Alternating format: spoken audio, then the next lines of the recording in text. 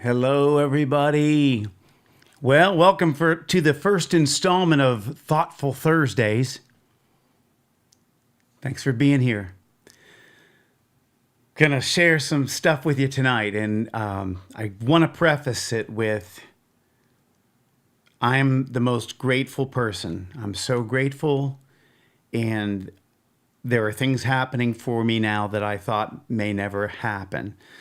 Some of the story is going to be rough, and it may be depressing. I don't want it to be depressing to you, but you have to hear the complete story to get the picture, okay? So with that being said, I'm going to say hello to some folks in the chat, and I have some wonderful people here. And can I scroll back? Sage is here, and she's wonderful and very, very cool, very kind and very cool. Brian Gerard is here. He made it. He had sushi. If you knew sushi like I knew sushi, Brian Gerard was eating sushi the other night, and he was lucky, but he missed the show. So, well, who else? My wife Kay is here. She's awesome as always. Greg Carter, my best friend. We've known each other since 4.5 years old. We've been friends that long. 20 years. Wayne is here all the way from the UK. Thank you, Wayne, as always. Let's see. Candy, of course. Let's all give a big hand to Candy because she is so awesome. She is so helpful to me. I mean, she is making $1 million doing this, but no, she gets paid by the thank yous that we give her. So she's very, very kind and wonderful. Scott Lusk is here. I saw Scott, my friend Scott. Also, Scott Jackson's here, all the way from California. You guys were kind of hot out there, aren't you, Scott? A little bit warm. Typically warmer than normal, I think. Maybe I'm wrong. Looked like I saw that on the news this morning. Sean Philby's here. Oh, yeah. And again, if I miss anybody, I'll try to get back to you. And I never try it. I just fumble. You know, it's like I fumble the ball. I fumble. So if I miss you, it's not on purpose. Let's see who else. Amanda is back. Hello, Amanda. Great to see you again. Mike Panich. We call him Pickles. So you can call him Pickles if you see him. You can call him Pickles. He's a great guy. He's one of our great friends. All right. So before we get into this video, I do have to say some thank yous that weren't in the video. So when we ended up in South Carolina and all the stuff happened, I was disabled. I couldn't do anything. So some people really helped us out, and here's who they were. Kay's sisters, Sherry and Rosie. They built they built a bunch of stuff, but they built this studio table that I have that was very difficult to put together, and it was in my office. And it's really hard to put together. And they did it. So they came, and Rosie flew down. Sherry lived about an hour north, and they were there, and they were so kind, as they always are.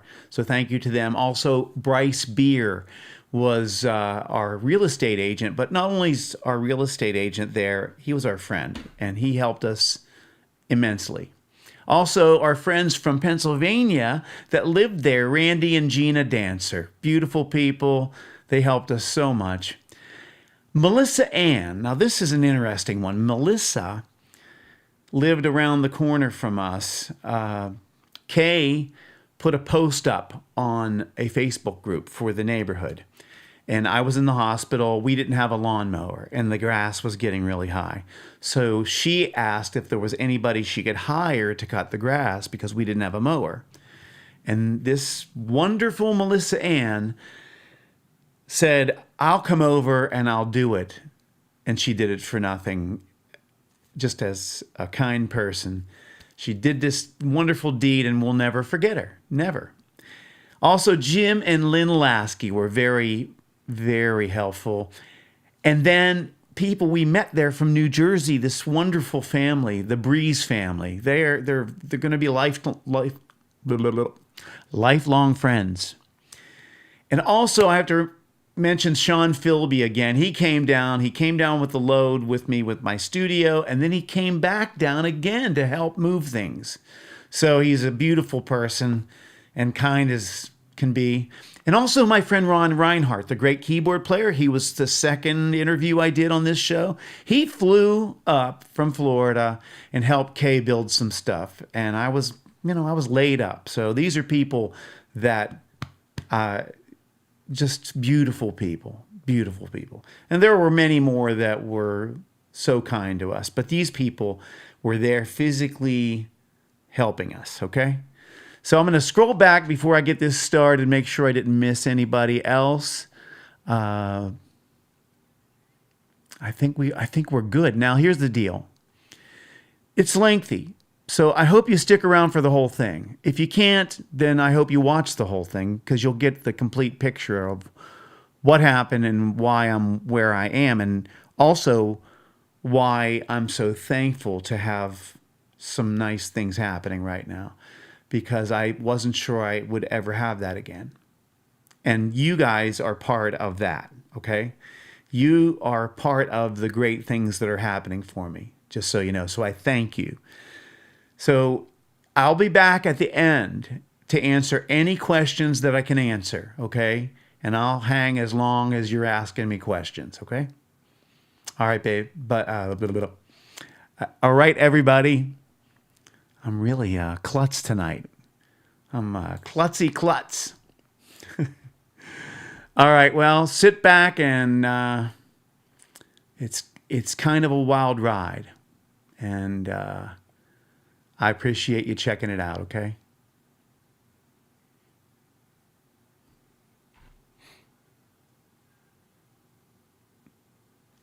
I'll get to it in a second. Technical glitch here.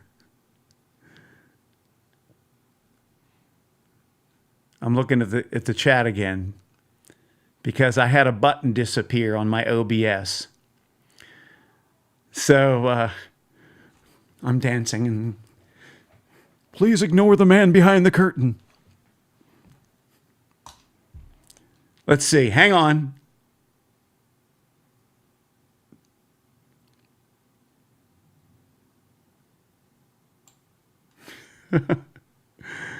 Oh my goodness, I've never had this happen before.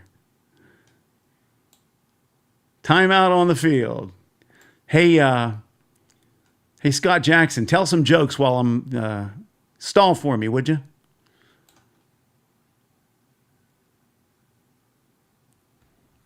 This is interesting. Okay, I have it fixed. Before I get into this story, I want to say something from my heart. This is me telling my story. Over the years, many people have asked me what happened, why I stopped playing shows, what happened with my neck, and why my life changed the way it did. So I felt like it was time to sit down and tell the story in my own words. But I want to be very clear from the beginning. This story is not meant to bring you down. I realize that every one of you watching this is dealing with something. Everybody's carrying something. Some people carry physical pain. Some carry emotional pain. Some carry grief, stress, fear, family struggles, health problems, financial pressure, or things that they never talk about publicly. And I also know there are people in this world who have been through far more than I have been through. So I'm not here to complain. I'm not telling this story because I think I've had it worse than anyone else. I'm simply sharing my story at the request of several of you. And I'll be honest, parts of this story are going to be very difficult for me to talk about. Some of it's tremendously painful to remember. Some of it's really emotional. Some of it changed me in ways that are really hard to explain. But I'm going to talk about it anyway because I believe there may be someone out there who needs to hear it. My hope is that by the end of this, you don't feel brought down. I hope that you feel uplifted. I hope that if you're going through something difficult, something in this story reminds you that you are not alone. Life can change in ways we never expected. Sometimes it feels like the rug gets pulled out from under you. But even then, there can still be hope. There can still be healing. There can still be a purpose.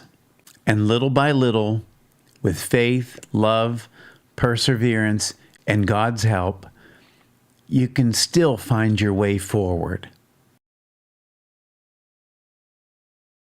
2007 was not my best year.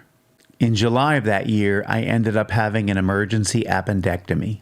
Then in the early fall, my wife and I were rear-ended by a distracted driver while we were merging onto a highway.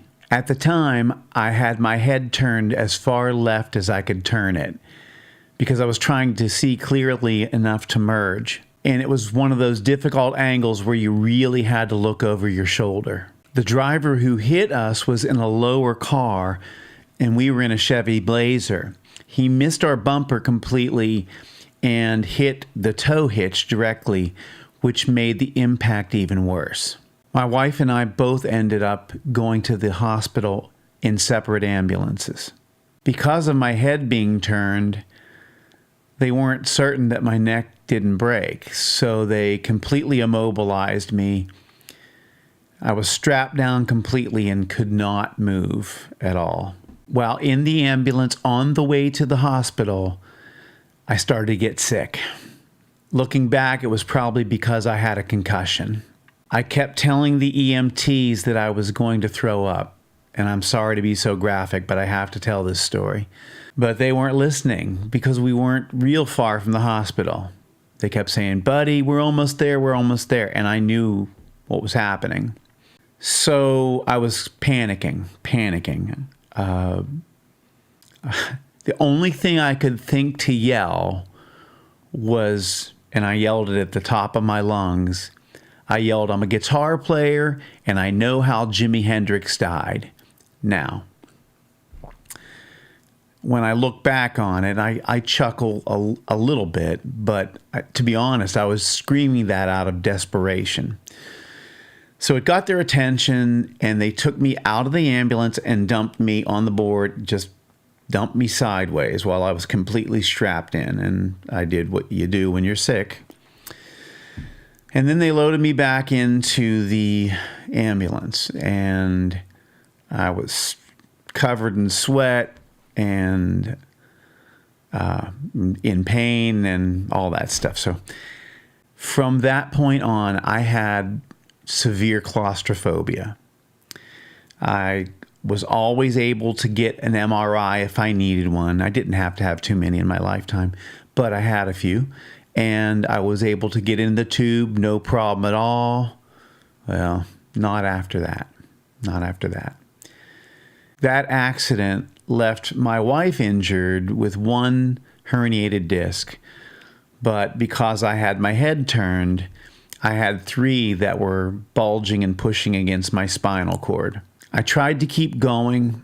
I struggled through shows during the last quarter of that year, but I was in significant pain, and I also had nerve pain. And if any of you have ever had nerve pain, it's unlike any other pain. And I was having it shooting down my left arm, and then my 3rd and 4th fingers were numb. They were going numb.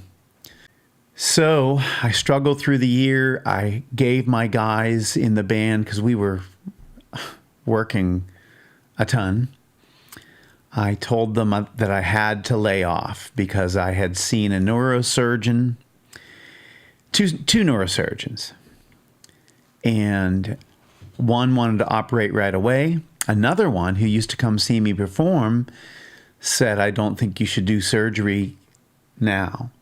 He said, "I believe that it's possible it could end your career if you do, because they don't always turn out well." Now, this is a surgeon. It's what he does for a living. So I thought, well, out of the two, I'll take the word of the guy that comes to see me perform, because I guess he has a vested interest. He wants to see me perform again. So his advice was for me to lay off.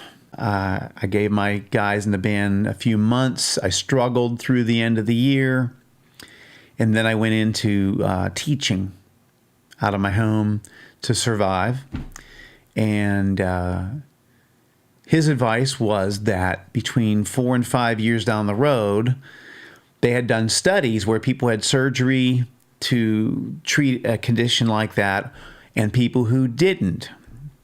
And they tended to end up in a similar situation if the surgery was successful, because the non-surgical folks, because of the aging process and you getting older, discs tend to shrink up a little bit. And they did eventually. But in the meantime, the cold weather was bothering me severely. So my wife and I decided to sell our home, and we moved to Florida. While I was there, I began to feel a bit better, and I think the neurosurgeon was correct. I wasn't pain-free by any means, but the numbness, tingling, nerve pain, it started to go away. And I think he was right. The aging process and just calming my life down, the shows were agitating the condition. So by just teaching and not being as physical as I was, and doing physical therapy, I might add, I improved. But I will tell you this, after that accident, there's not been a day I haven't had some sort of chronic pain. And I'm not complaining, I'm just telling you the story. While we were in Florida, we met some really great people. And I met some musicians that were not only great musicians, but wonderful people, and encouraged me to get back out and play. Between the time passing, the warmer weather, and slowly learning how to manage what I was dealing with, I started to feel well enough to try getting back out and playing some shows again. And that was a tremendous blessing. It wasn't easy, and I still had to be careful, but I was able to start playing again. And I must thank two guys especially, Ron Reinhardt and Mike MacArthur. And they are dear friends to this day, and both actually performed on my Tone Poems CD. They were encouraging and fine musicians, and we did some cool shows together.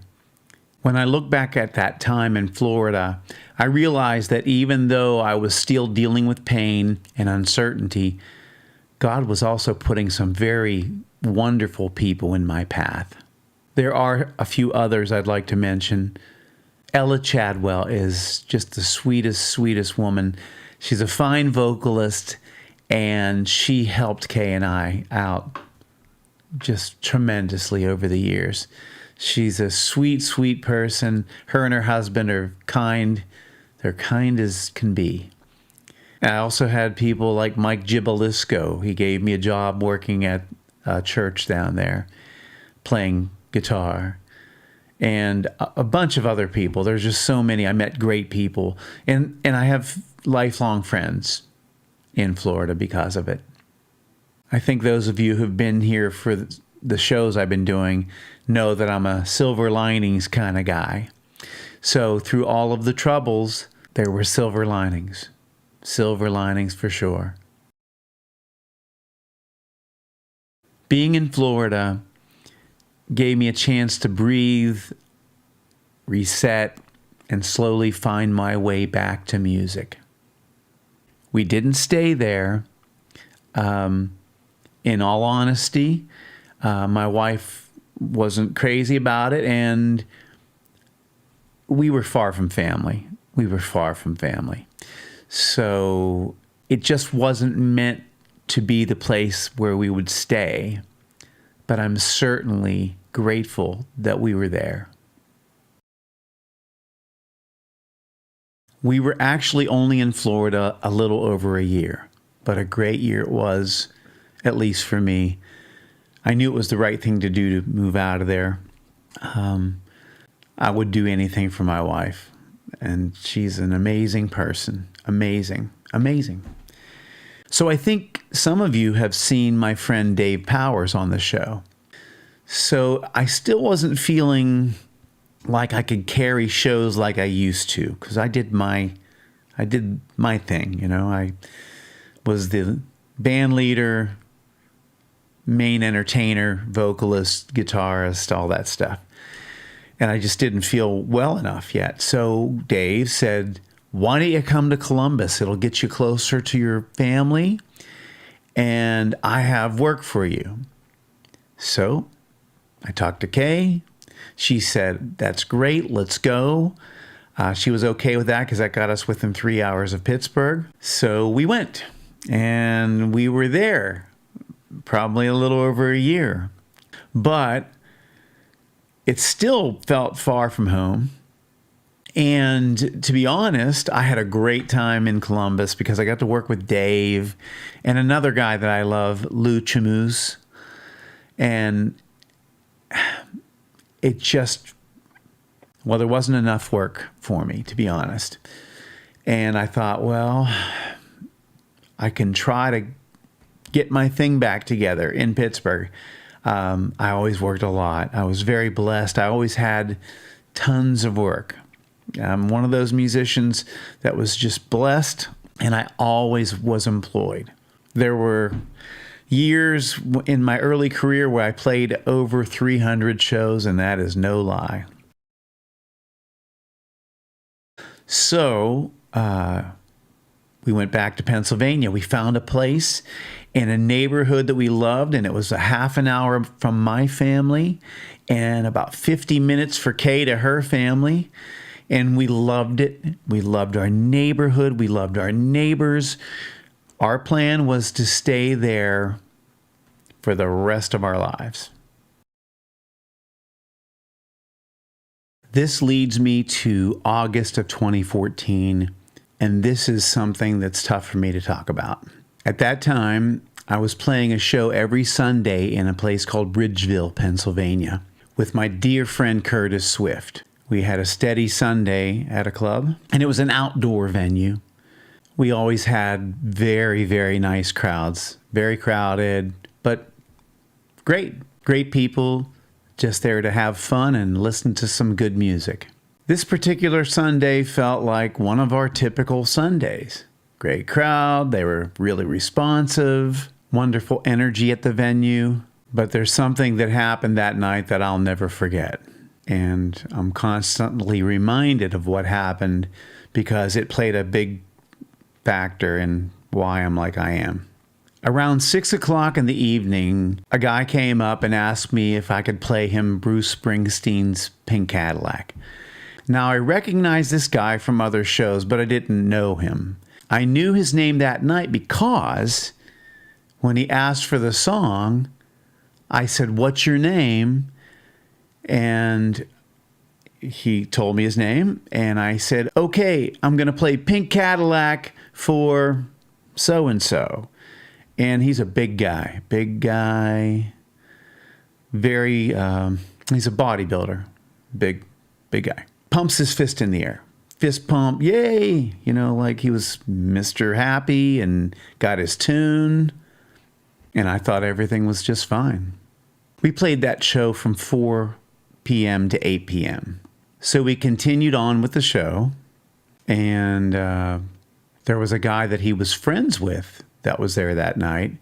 And suddenly, about 8 o'clock-ish, it was right before we were going to quit because I had a request for Hey Joe, which people asked for quite often because they liked my version of it. And it was ironic because we were playing Hey Joe, and then we saw a bunch of police come in, and they were looking for a guy. And it happened to be a friend of this guy's that wanted Pink Cadillac. So something happened where he caused an accident or something, and he ran and came back to the club. So This fella was hiding him in the bathroom. This is all true. This guy was hiding him in the bathroom from the police. We weren't involved. Curtis and I are just playing. So we finish, and things settle down. And after we quit, typically it's a Sunday evening, so people have to work. So the crowd clears out pretty quickly. So about 9 o'clock, well, I'll preface that with, I'm a guy that when I'm at shows, people tend to want to come up and talk to me after the show. So I talk to everybody that'll come up and talk to me. And I was in a conversation with a man and a woman, and this was about 9 o'clock at night. And we had been tearing down, but they asked to talk to me. And out of nowhere, the big guy that asked for Pink Cadillac came up behind me and put me in an MMA. It's hard for me to even talk about. He put me in an MMA style chokehold and had me up off of my feet, collapsed my throat shut completely, and he was choking me out, and I was about ready to pass out, and then he did let me go. But he had collapsed my throat completely.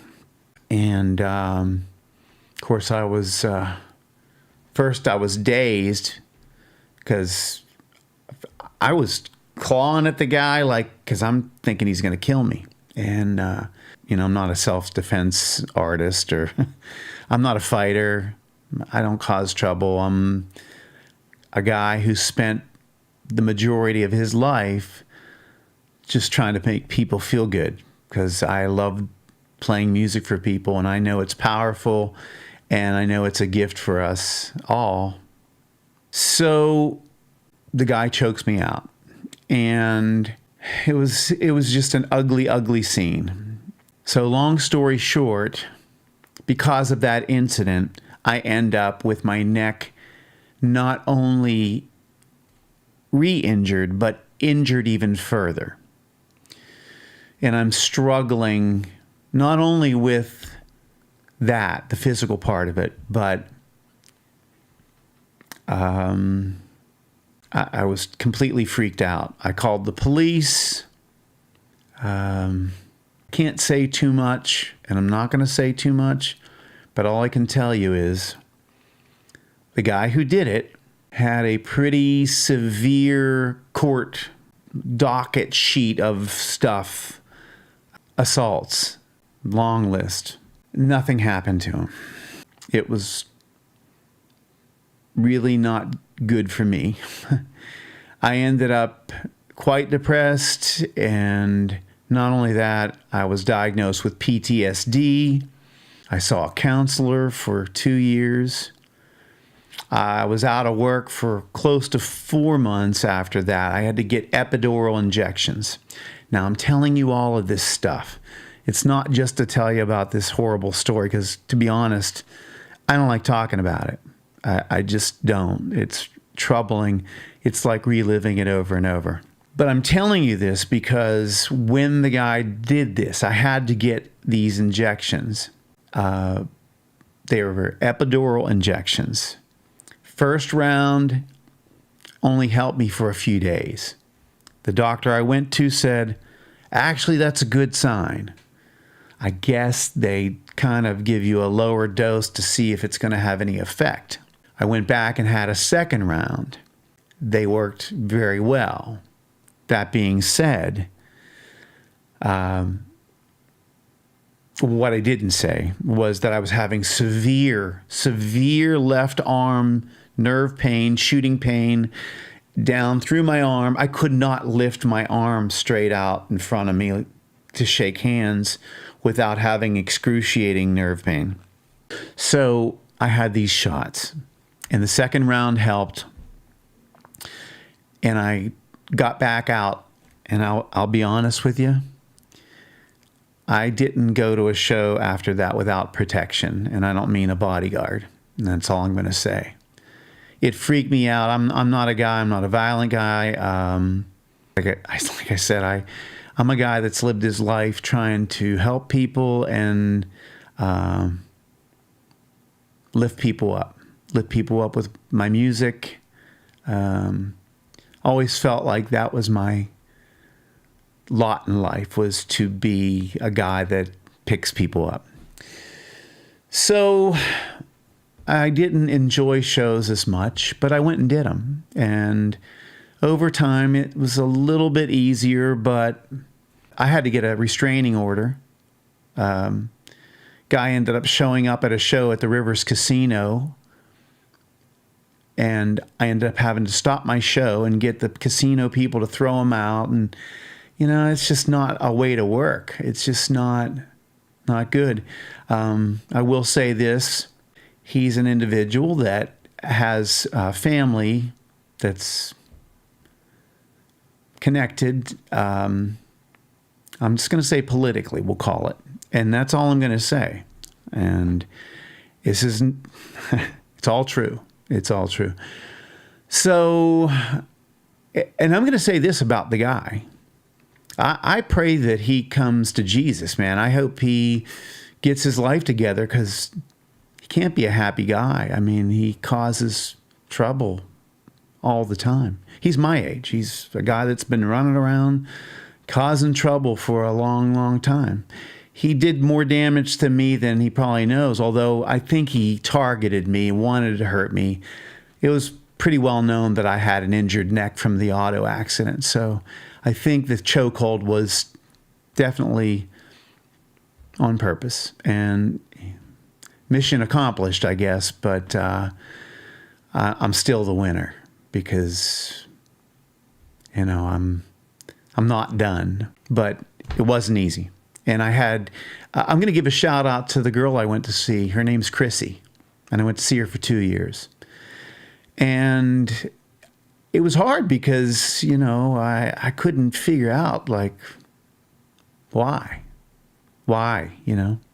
So what I didn't tell you was, when he crushed my throat shut, when I went to the hospital, they did a CAT scan, X-ray, all this stuff, MRI. They said that he had cracked, there was a slight crack in my cricoid cartilage, which is in your throat area. And the guy said, had that broken, you can die on the spot from those injuries. So I'm blessed that I didn't. So I know this is a really heavy story, but it feels like I need to tell it, because I haven't.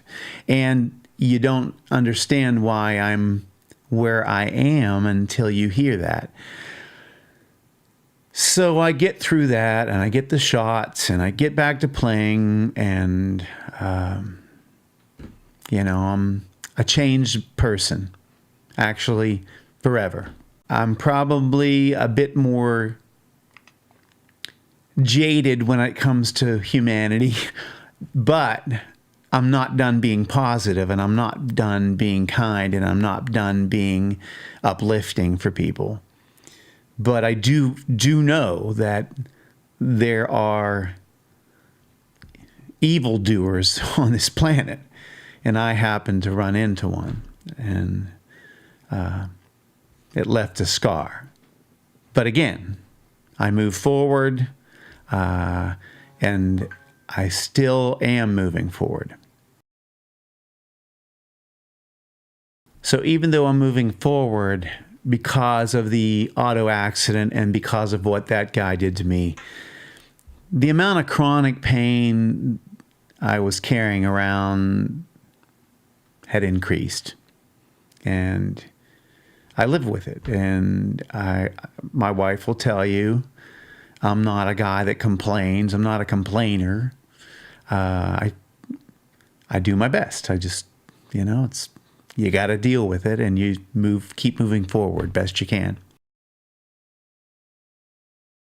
So fast forward to March of 2020, and we all know what happened then. The pandemic hit. My last show ever, up to this point, was March 15th of 2020. We woke up on March 16th, and all of my shows were canceled. Kay is a hairdresser at nursing homes. All her work was canceled. And even worse than that, we found out that day that our sweet, sweet nephew, Anthony, who was 28 years old, had had a heart attack in his sleep and passed away. And that would be Kay's sister's child, her and her husband, Nick. And it was just heartbreaking. So, we were kind of in a pickle there with no work. And the pandemic money for people like us who were self-employed, it didn't come close to paying us what we made when we worked. So we would have preferred to have been working, but, nobody was allowed. So we were doing okay because we always lived within our means, and I was actually doing some shows online. You can probably find a few of them on the YouTube channel. They were called Woodshed Wednesdays. And I was putting on these shows, and people were very kind and donated money for, during the shows. And I even had a guy who sponsored my shows. Candalore's Barking Beauties. Hello, Norm, if you see this. I had a weekly sponsorship, so I would do commercials for him. And we were hanging in. And then Labor Day hits. We get up, we look out our front window, and we see all of our neighbors gathered on the street, right below our house. We lived kind of at the top of a hill. And so right below our house, they were gathered. So we were like, well, let's go out and see what's going on. Well, here, a very large crack had opened up in the road, but not only in the road, it went through our yard all the way through 2 yards over to the next road. It was about 4 feet deep, this crack. And it went from the road in front of our house all the way through the yards over to the next road. And we were like, what is that? So when that happened, the water main broke and flooded the neighbors down the street at the very bottom of the hill. All the water ran down there, flooded their basement. So we thought that was it. It was some bizarre shifting or something. The next day, we woke up and our foundation had split in half. The foundation of our home that we loved, and we would live there forever. And I can't talk about this very much either, but it was coal mine subsidence.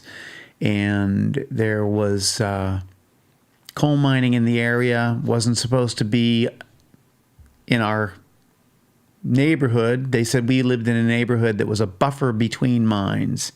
When we purchased the house, they said there was mining near there, but not there. And we bought the insurance even though. We bought coal mine subsidence insurance. Mine subsidence insurance.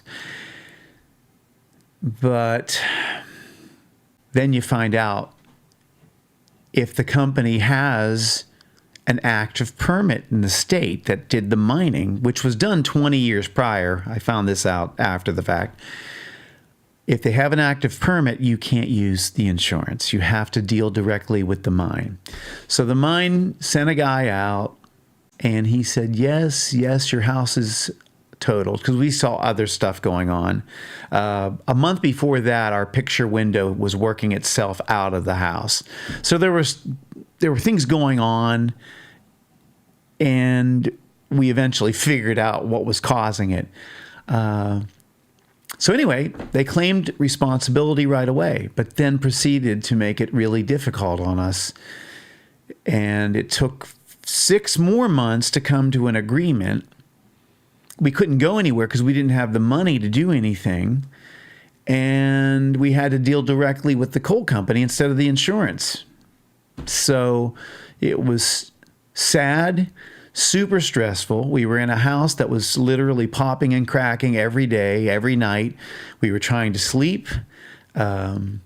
They were sending people around with gas detectors every so often to check and see if gas lines were breaking. Our house was popping and cracking so much, I called the DEA. No, not DEA. That's the Drug Enforcement. DEP. The Department of Environmental Protection. And they sent a guy over, and he said, well, my suggestion to you is you should get explosive gas detectors and put them on each floor. Well, I can tell you that makes you sleep very easily. So neither of us were sleeping. It was really rough, and it was depressing for us because we loved our neighborhood and we loved the home we were in, but we knew we were going to have to leave. And I had my studio there, and then we had issues with water coming into my studio, and eventually we had issues with sewage backup because the pipes under the house crushed from the subsidence. So all that being said, we lost our home in the middle of the pandemic. So if anybody tried to buy a house then, you'll know how difficult it was and how horrible it was. Houses were going for way above asking price, multiple offers, people waiving home inspections, all this stuff. So we could not compete with that. Couldn't compete with it. And we were devastated because we loved where we were near our families, all that stuff. Started researching South Carolina. They were building homes. Cost of living was still quite good there. Tax benefits, property taxes were really good. Housing costs were lower than Pennsylvania. They were building new houses, unlike Pennsylvania. Not a lot of building going on, and things that were going up were way out of our price range. So we ended up having to stay in that house that was falling apart for a year total before we could actually find a home and get moved. So again, this is not to complain, but it felt a little bit like we were just, the punching bag, Stuff kept coming. It just kept coming. So after a lot of stress and a lot of searching, we made the decision to head toward the Myrtle Beach, South Carolina area. I'd like to give a shout out to our friend Bryce Beer, who ended up helping us find a home, and he was just so nice to us. Can't say enough about him. So we thought, okay, we're going to make the best out of a bad situation. The upside is the weather might be nicer than the Pittsburgh area. And also, there's a 60-mile coast they call the Grand Strand that has entertainment all the way up and down. And I thought I would be very employed. In fact, I'd already lined some stuff up before we got there, and was expecting to go do my thing, and in a different area. Although, I reiterate, sad for us because we didn't want to leave. But my wife and I are the kind of people that we're going to make the best of it. So we were trying to make the best of this and look at it as a new chapter. I do need to explain something, though. Me moving probably is a little different than most people moving, because not only do you have your regular household items, but I had a full studio, a bunch of instruments, live gear, lots of stuff. I had to rent 3 large rooms at U-Haul, and it was there for 10 months, I think, something like that. So, tough move, but we did it, sort of. We got Kay there, had help from some of my friends packing up, a guy named Rob Burns. Rob, if you're out there, hello. Helped me with the first trip down to Myrtle Beach. That's when we got Kay there and the cats. We had 2 cats at the time. And the plan was me going there, helping her get a few things set up, and then going back to Pennsylvania, getting my studio stuff, which was still in storage, and then also tying up our loose ends, and then coming back. So that's what happened. And I'm going to take a break here because Kay is going to join me. And she's going to tell you the story from this point through my surgery. Hello, everybody. I have to say that this is makes me a little nervous doing this, but we're going to give my account of things that happened. So we moved to South Carolina and we're there a week, basically. And Tony seemed fine for that week. And he went back north to get his gear. And Sean Philby, thank you, Sean. We love you. He has been our helper in every move we've made. So he and Tony loaded up and drove back down to South Carolina. And they arrived, I believe, on a Monday, right? Was it a Monday? I think it was a Monday. Whatever day it was. And he had already complained about his neck hurting a little bit. But, we didn't think anything of it. We just thought it's from all the moving, all the heavy gear. So Tuesday, we wake up and unload the whole truck, get everything into the house, and by Tuesday evening, he's really starting to complain about some pain in his neck. And again... I'm going to stop you. Yes. I actually woke up and I was in a good bit of pain, and I took a whole bunch of Advil before I started unloading. Tuesday morning, yeah. And he still unloaded the whole truck. Of course, we didn't know what was really going on.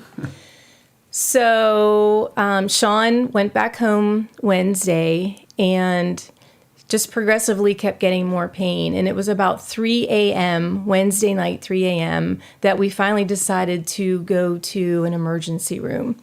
And we already knew about Grand Strand Hospital, which was one of the bigger hospitals there. It was a trauma hospital.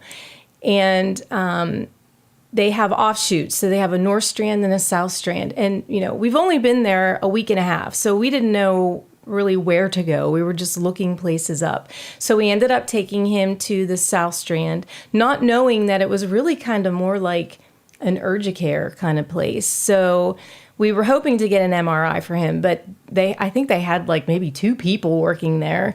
So what they did is they loaded him up with pain medicine and steroids and I don't know, maybe some antibiotics. But again, everybody's thinking herniated disc.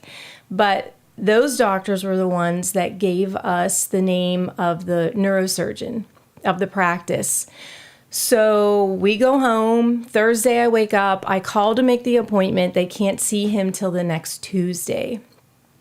So I made the appointment for the next Tuesday. And somehow we got through Thursday. I don't even know how we got him through Thursday. Maybe it was just because of everything they pumped him up with at the emergency room. So Friday comes now, and he is in excruciating pain, severe, severe pain.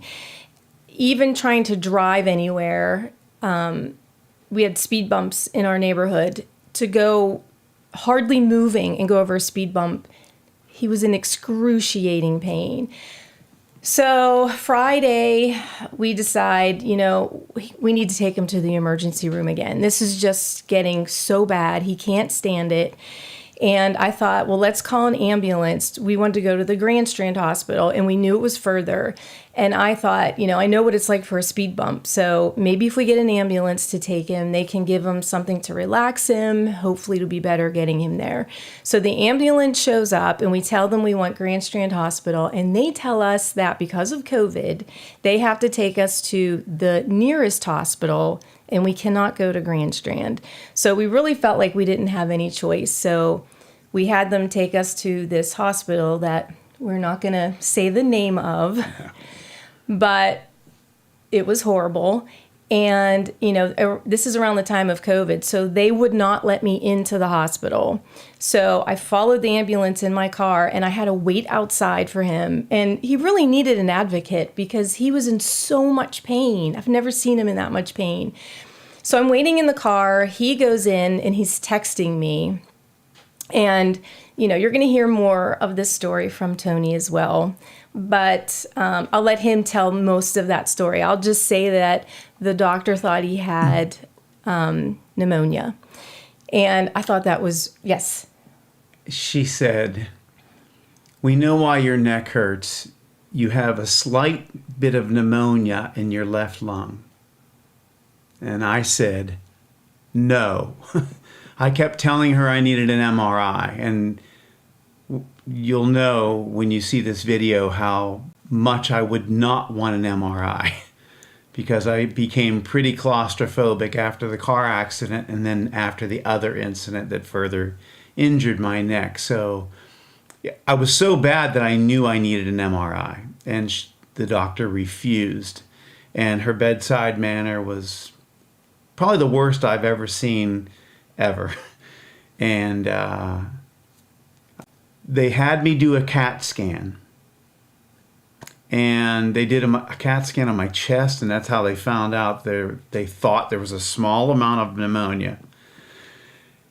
But there were 3 people in the room with the CAT scan, and I could barely function. I was in so much pain. Also, I don't think Kay mentioned that I was sweating through sheets. That didn't happen quite yet. That Okay, was, well, I was like maybe a day or two later than that. Yeah. I had to be on my way to being septic. So Yeah. Anyway, 3 people in the CAT scan room, and nobody will help me get up onto the machine. And I had to do it myself, and I was like struggling. Worst experience I've ever had at a hospital. I'm not going to name the hospital, but it was a really, really bad experience. So it ended up being I signed myself out.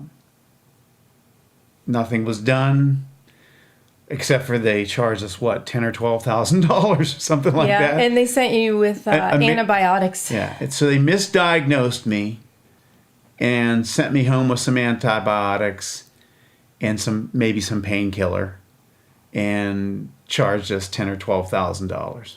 Now, I will say, though, the one thing that they did do right is they took Tony's blood, and obviously we're running cultures on his blood, which, we didn't realize that. And I'll talk more about that in a little bit. So he comes back out of the hospital, and I'm saying, what's going on? This is unbelievable. No MRI. So we get home. This is Friday. Get him home, and so now things are happening pretty quickly, and the pain is worse. But now this is when he's sweating through his clothes at night. I mean, soaking wet, like he jumped in a pool. And this is when I'm thinking, okay, this is really serious. I didn't say anything to him, but I thought, we are not dealing with a herniated disc. This is something more going on. And it was really scary. And I kept thinking, we just have to get him to this appointment Tuesday. So he's sweating through his clothes. We had to keep changing his clothes. And now, though, he's also getting these zappy feelings that's starting to move down his body. And remember, you'd get those horrible muscle spasms. It was actually like I was being electrocuted. Yeah. And I was losing all control of my upper body from my waist up eventually. Right. So I have no idea how we got through Saturday, Sunday, and Monday. It's like a blur. I don't even, the grace of God. That's all I can say. It was the grace of God that got us through. So Tuesday's appointment comes, and we get there, and he sees Erin, the PA, our angel. She was our angel. Yes. I'm going to mention her. Yes. Her name's Erin Finley, and she was associated with Grand Strand Hospital in Myrtle Beach, South Carolina, and she was so good. She was so good. She was part of the group, the neurosurgeons, and she looked at Tony. She examined him, did some with the muscles, pushing your arms. I swear to God, it felt like 10 minutes, maybe 15 minutes. And she said, I think you have an abscess in your neck. She actually said, she told me to stick my tongue out for some reason too. Yeah. And yeah, she said, I suspect you have an epidural cervical abscess, is what she said. And Yeah. I'm thinking, She said, you need an MRI ASAP. So we were waiting, and they pulled strings and got him in at 7 a.m. the next morning. So this is Wednesday morning. He has this scheduled.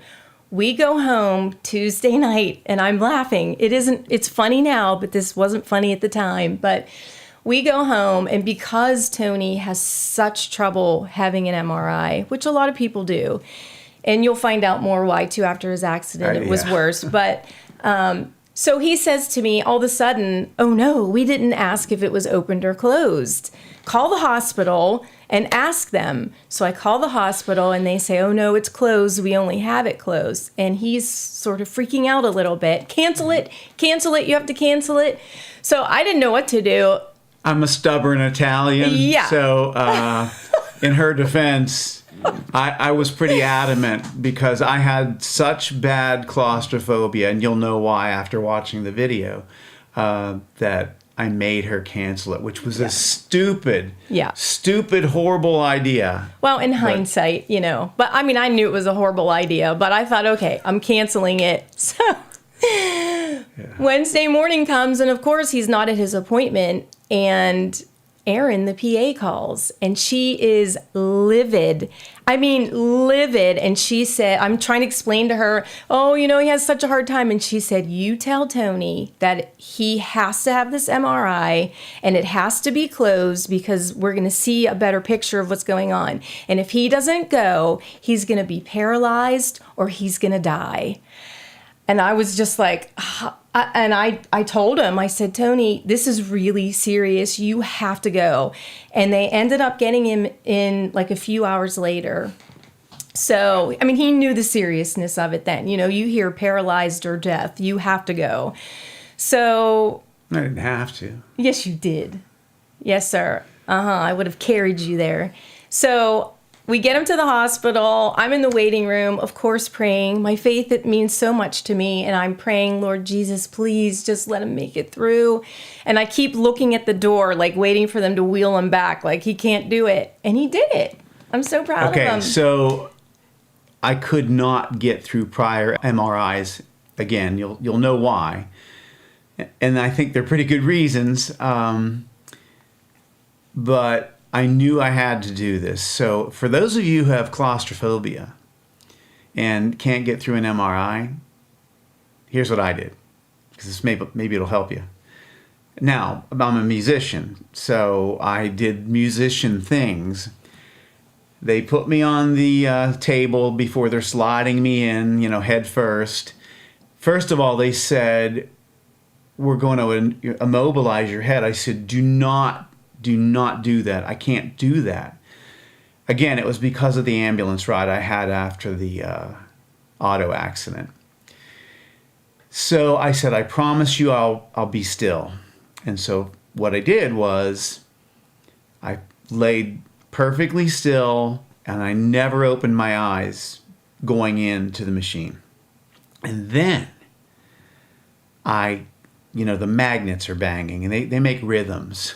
So I thought, okay, I'm going to sing songs in my head, and I was improvising guitar solos in my head to the rhythms of the magnets. And I had to do this for 45 minutes, but I did get through it. By the grace of God, I got through this MRI. And then I had to get more later. I've gotten through 3 now by doing that, and it worked. So yeah. If you have some kind of issue with anxiety over MRIs, think of something that you love and just concentrate on that the entire time. Entertain yourself while you're in there. And you don't have to be a musician to sing songs in there, in your head. Your favorite songs, the rhythms of the magnets are doing their thing, and get creative. That's good advice. Okay, so got through your MRI, and we get home. This is still Wednesday, And literally, as we're walking in the door, the phone's ringing, and it's the other hospital that we didn't like that said he had pneumonia. And there's this frantic nurse on the other line saying, there's bacteria in his blood, and this is very dangerous, and he needs to come back to this hospital right away, and we need to start him on antibiotics. Which means I was septic when I went in. Yeah, Because it that's was when they starting for sure. Well, that's when Yeah. they took the blood. Well, you had been sweating too. That's definitely a sign of it. Yeah. But we weren't even thinking of sepsis. This was just the Never abscess. So I said to this nurse, "You're crazy. You know, we're not coming back to your hospital. He just had an MRI. We had him somewhere else. There's something serious going on in his neck. You wouldn't even give him an MRI. We're not coming back to your hospital." And she just basically was like, well, told me off.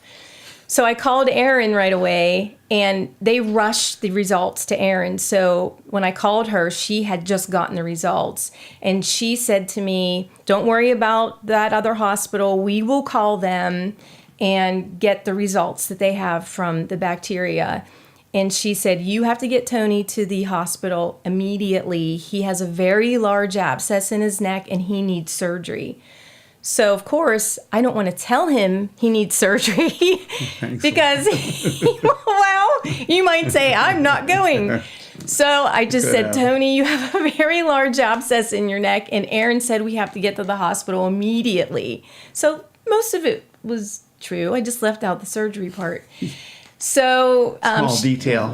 She said, "Just go in through the emergency room," and that's what we did. So we got him there Wednesday, and he didn't really have surgery until the next day. But the good thing is that they started him immediately on a broad spectrum antibiotic because they didn't know, they had to figure out what the actual bacteria was so they could pinpoint the antibiotic. But at least he was getting an IV broad spectrum antibiotic. So that was started Wednesday, went all through the rest of the day and night Wednesday, and his surgery was Thursday. I think they took him in at like 6 at night, something like that. So while we're waiting at the hospital, okay, so we have this practice we love, and we love Erin, but they have several neurosurgeons. So we are just whoever's on call, that's who we get. And it is the same place, so we're happy about that. And in walks, I'll let Tony tell you, in walks Dr. James Smith, who is our second angel. But do you want to tell them what you thought? Yeah, I'll tell you. The guy looked really young. He looked really young, and he was very nice. But when he left, I said to her, I said, "Oh no, Doogie Howser's going to do my surgery." And he ended up being incredibly good and incredibly kind. And I owe my life to him and Erin and the rest of their team.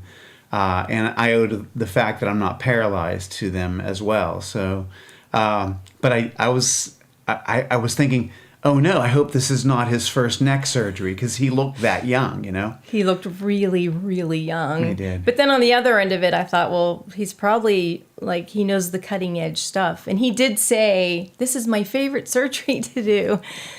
So anyway, all of this, looking back, I can see this is all blessings from God, honestly, all of it in this crazy time.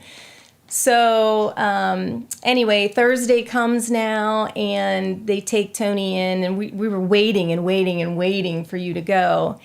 And they finished the surgery. I got a call from Dr. Smith, and he basically just said everything went really well, and he was able to remove the pressure off of the spinal cord.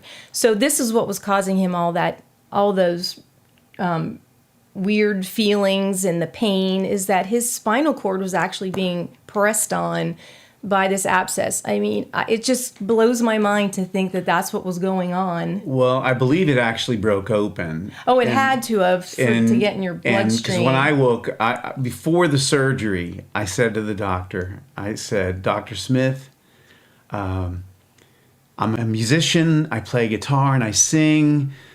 Please do as little as you have to." And he said, I will, I promise you. And then I had the surgery, and I woke up, and he said, "Oh man, I'm sorry, buddy. I had to fuse 6 of your vertebrae." He said the infection had gotten in and ruined what you had left of your discs, you know.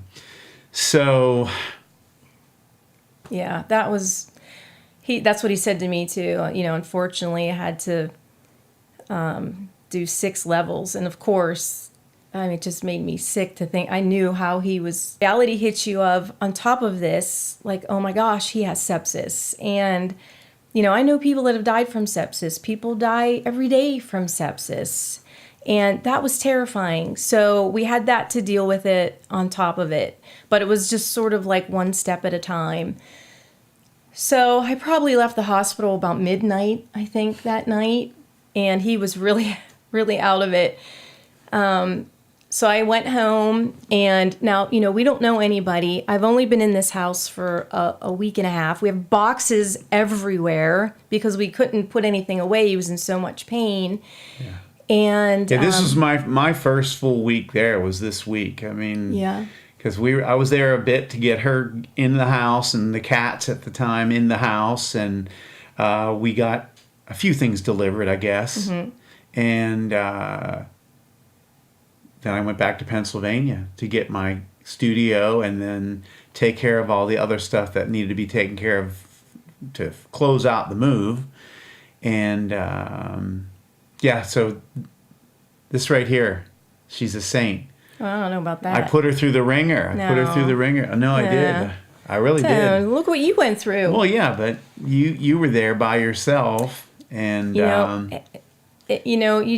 do what you got to do. But I got home that night, and I just literally fell on my face and bawled my eyes out. And because before we moved there, we didn't really want to leave Pennsylvania. Our house and all that stuff. I'm sure Tony's talked about or will talk about. But we started thinking this could be really great, and we started feeling like this is what we were meant to do, and he'll play, up and down the beach, and there were people that were excited to meet him before we even moved there, and none of that even happened. But I just got home and thought, Lord, what is going on? He's been through so much already. Why? What? What? I was just bawling and mad. I was mad and sad and terrified, and I got it all out, and then I stood up and I said, but I still trust you, and I have faith, and I know that you will be our anchor through this. And he was. And that's what you do. You just, okay, how are we going to tackle this? How are we going to handle this? How are we going to heal him? And I went to the hospital early every morning because the doctors make their rounds early, and he was on so much pain medicine that I knew he wouldn't know what they said or remember. So I got there really early. Plus, he would text me all night, when you coming? so let me tell you, I didn't.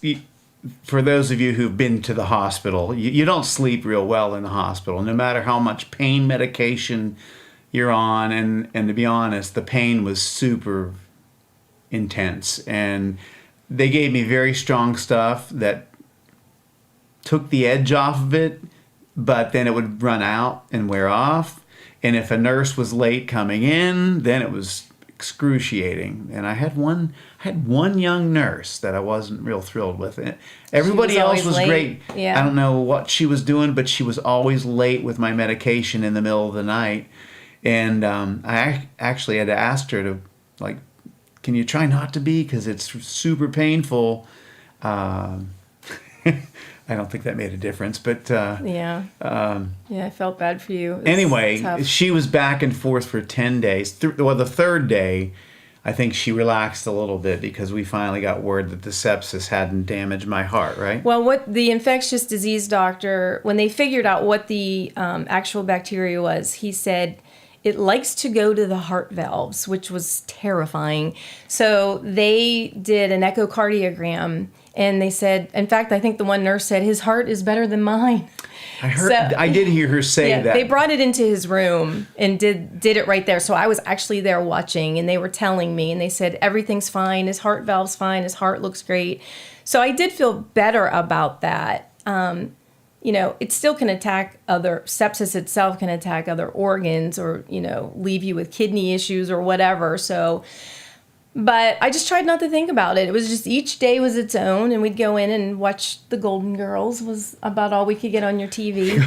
No, the Golden Girls and Impractical Jokers yeah. got me through 10 days in the hospital. Yeah. I watched episode after episode of both of those shows. Yeah. Okay, so at 10 days, they're going to let him go home, but he still needs the IV antibiotics. So before he leaves, they put in a PICC line. So, you nurses and doctors out there will know what that is. I really didn't know, but they put that line, it goes up into your vein, right? And across and like over by your heart. It goes I guess it goes into the blood vessels to your heart, so it goes directly in. Yeah, the antibiotics. And then there were like two little port things here. So we're getting ready to leave, and they're talking to me like I'm going to be the one doing this. And I thought, I'm going to do this? But, we weren't there that long, so I didn't have a job yet. And thank God I didn't, because my job now was to, be his nurse. So they gave me this little, it was like a little paper that had everything in the order that I had to do it, because, sterilization is huge, very, very important. So at first I would lay this out and put everything on it the way I was supposed to do it. And then it just got to be routine. You had to take it out of the refrigerator an hour before because it was cold. And I kept a journal because you had to put the antibiotics in one side and then flush out the other. And then the next time you had to swap it. So I was just writing everything down so I didn't screw that up. Plus his medicine. Here is a man who doesn't even like to take Advil. And they sent him home with a pill form of morphine with Vicodin for breakthrough pain. And he needed every bit of it. Every bit of it. I mean, I've never, ever seen him in this much pain. And another blessing we had is that first week we went to get furniture. And this was around COVID. And so a lot of furniture places were taking months. In fact, our bedroom furniture took 6 months to get delivered to our house. We did have a mattress, but we didn't have any furniture. But our living room furniture, they happened to have it in stock and delivered it immediately. So we had that the very first week, and thank God we did, because he slept in that recliner. 8 months. 8 months in a recliner. And it was an electric recliner, and the way we got him comfortable, I mean, it was insane.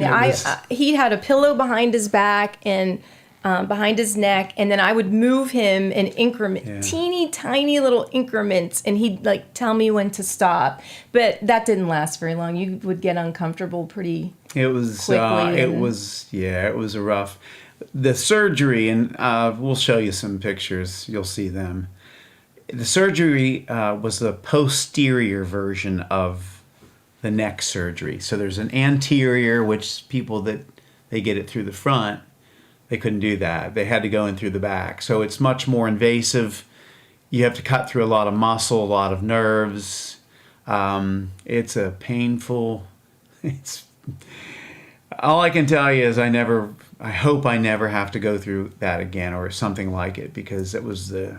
Well, this is part of the reason why he worries about performing or, doing too much, because he has one good disc on the top, and then what would it be, like T2 is my next good, yeah. Right. So the thought of injuring or like wearing those down and needing more surgery is the last thing that he wants to go through and that I want to see him go through. Yeah.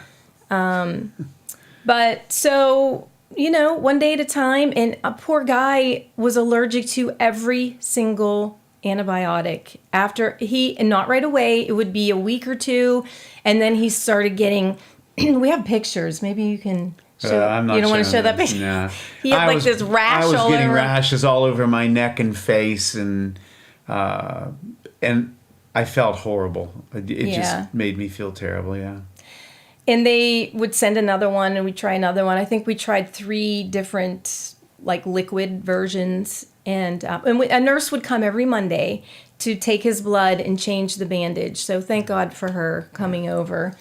And then they switched him to a pill form. But, it's so hard to explain to you all just how sick he was and how bad it really was, unless you lived it. I mean, our friend Greg Carter, He knows Tony's best friend, and thank God for the Carters, Greg and Liz. We love you. One other person. So I explained to you before this about losing our home to coal mine subsidence. And there was a friend of mine that I went to high school with that realized that we were having problems because we lost all our work with the pandemic. She's a hairdresser in nursing homes. Then we were losing our home. And she wanted to do a GoFundMe. And I told her no. Yeah. I said, no, don't do it. I don't feel comfortable. I think what happened was she messaged me and said she knew you would say no. That was after the neck thing. Yeah. Yeah, she did. She contacted Kay and said, I'm going to do this. I know Tony will say no. But in retrospect, it was such a blessing. So Jamie Small Cook. Thank you, Jamie. You have the heart of gold, and you helped us beyond belief. And all the people that donated, it was huge because we just got there. She had no work. I couldn't work. It took me a whole year before I could play the guitar again. I'll let her tell you more about that because I was pretty out of it for a while, which was probably good. But because the pain was so intense, although the medication always seemed to run out, the effectiveness. Yeah. So. But, we're so thankful for our friends and family that were there for us. And truly, along with God, that's how we got through it. We felt the love and support and the prayers, and it was amazing.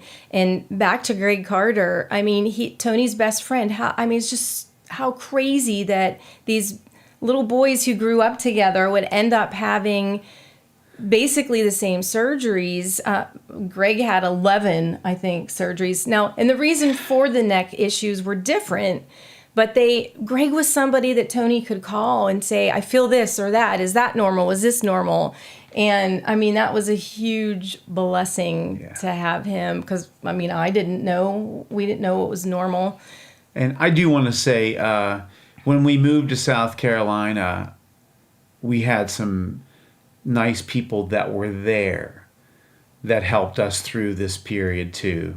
And I don't want to name everybody because I may forget somebody and I don't want to hurt anybody's feeling, but you all know who you are. Mm-hmm.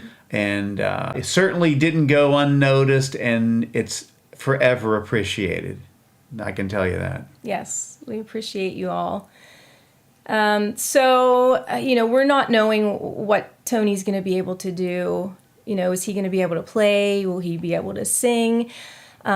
We were very grateful. Again, Dr. Smith was amazing because Tony, other than the actual pain of the surgery, he had no numbness or tingling. He could use his arms, his hands. And when you think about everything he had to do in his neck, and he's okay that way. It is a miracle. I always tell Tony, he is a miracle that he survived the sepsis. He's a miracle that he made it through and can use his arms and his fingers. He can still play, but it took a long time. A long time. And, I found work, thankfully. And, I just would pray for him. It was what I did when I drove to work. And I swear I had PTSD because my job, I had to drive past the hospital. And I think about it all the time. And I just would pray like, Lord, you created him and you gave him this gift. And I can't imagine him not being a musician. So show us the way. Show us what's meant to happen. And I'll never forget the day I got home from work and he was sitting on the couch with his guitar in his hand. And it was the most amazing thing. And I just felt like, okay, we're going to be okay. This might still take a while, but we're going to be okay. He might not have felt like that, but I did. I felt like I was seeing God answering my prayers. And, then when this happened with his music and these songs, these ideas were coming to him, that was even further proof to me, like, okay, this is like God is in this with us. And my mantra has always been, God sees us, God loves us, and God has a plan. And, I know that it was Tony and it was the Lord creating these 25 songs, and I just felt like, okay, this is it. I hope that you felt that way too. And, it wasn't that he didn't still struggle, because he did, and he was really depressed. I mean, it was tough. I'd come home sometimes and he'd just be crying, and it was heartbreak, because he was watching, what were you watching, Gino Vanelli or somebody? I was watching YouTube videos of people performing and Yes. playing. And, Yes. And, I still have trouble. He By the does way, have trouble. I'm going to be honest with you all. A few weeks ago, Mike MacArthur, our dear friend who played on Tone Poems, my friend Mike, the saxophonist, he's playing with Gino Vanelli. So he said, hey, I'm playing near you guys in Warren, Ohio. So he got us tickets, we hung out with those guys, and we went backstage, and hung out and everything else. And I was sitting there watching this great concert, listening to this great concert, and I came home and I was absolutely depressed. And this is one of the things I still have to work through, because it wasn't that, I think it was Kay, she said, did you want to be up there? And I'm like, well, not necessarily there. I mean, you just miss playing. Jay Coder's a great guitar player, and that's his job, and it wasn't like I was envious. I just miss playing music for people. And so it's hard. And we've gone out a few times, and I still haven't figured out how to handle it yet. So this is a work in progress. And this is now 4 3/4 years since my surgery. I'm moving forward, but it's... Well, Tony, it's understandable. It changed your life drastically pretty much overnight. I mean, it was quick. It was, these were our plans, and then that's not going to happen. And so what's plan B? And, you had to go through all that healing. And, didn't you look up something about healing from sepsis too, and how that can actually cause some depression? Oh, yeah. It's a traumatic thing. Right. So you have all of that on top of it too. It's psychological and physiological. I mean, it's both. Sepsis is bad. It's rough stuff, and I'm thankful that I made it out okay. Me too. It still damages you. I don't think I've looked at life the same, ever since. We're all getting older, at least Kay and I. Kay doesn't look like she is. Oh, yes, I do. It's like, who's the old guy with Kay? Oh, stop it. But it changed the way I look at things. Life seems a lot more fragile, and you realize that any time could be your last second on this earth. That being said, we believe what we believe, so the next place it rocks, but I don't have a desire to leave, so yeah. Anyway, I think Kay had more she wanted to tell you about the recovery, but well, I just think that being in South Carolina, even though it didn't work out the way that we thought, it was a great place for Tony to heal, because we could pretty much get out and walk all winter. Mm-hmm. And I'm so proud of him, because he fought really hard. In fact, he fought to get off the pain medication. He did not want to keep taking it. And it was his idea. He said, I'm done. Let's just wean off of this, and I'm going to be done. I'll deal with what I have to deal with. And we just went out and we walked as much as we could. He couldn't walk on the sand. We had to walk on the pavement because he couldn't do anything too uneven. But he worked really hard, and I'm just so proud of him, because he didn't give up. He didn't say, okay, boo-hoo, this is what it is now. And, he thought, okay, what's next? And how hard do I have to work? And how am I going to get there? And even now, I know it isn't easy, but he just isn't giving up, and I'm just really proud of him. And, he still has pain. He has pain that I know doesn't talk about, but I see it, and it's every single day. And nighttime is terrible because it's hard for him to get comfortable. We do have an adjustable bed, but My least favorite time of the day, just so you know. Nighttime. I just, nights are rough. I'm flipping and flopping and trying to get comfortable. Once your head's on a stick, like it is for me, it's different. It's hard to get comfortable. At least it is for me. And I have not figured it out after all this time. So we bought a split king bed, and I'm up and I'm down, and I'm all over the place. And yeah, it's. I feel bad. I but know it's rough. Again, this is not a complaint video, because, man, every one of you out there, everybody has their thing and has their time to deal with stuff. And there's no escaping some sort of tragedy on this earth. It's a fallen world, and there's sickness, there's accidents, there's things that are beyond your control. And I will say this, and I talked about it earlier, but if you're struggling, there's a lot of people tossing the word karma around very flippantly and casually, and it can really do damage to people. I believe you reap what you sow, those kind of principles. You can't be a complete crud, right, and have a great life. You can get over on people for a while, but you're not living a great life. But, I mentioned about the kids having cancer in St. Jude's. That kind of stuff. That's not karma. That's the fallen world and the sickness and stuff that happens. So if you're struggling out there and you have friends that say something like that to you, that like, what'd you do to bring all this crap into your life? Be as gracious as you can, but there might be a point where you say, look, those aren't the people I need in my life.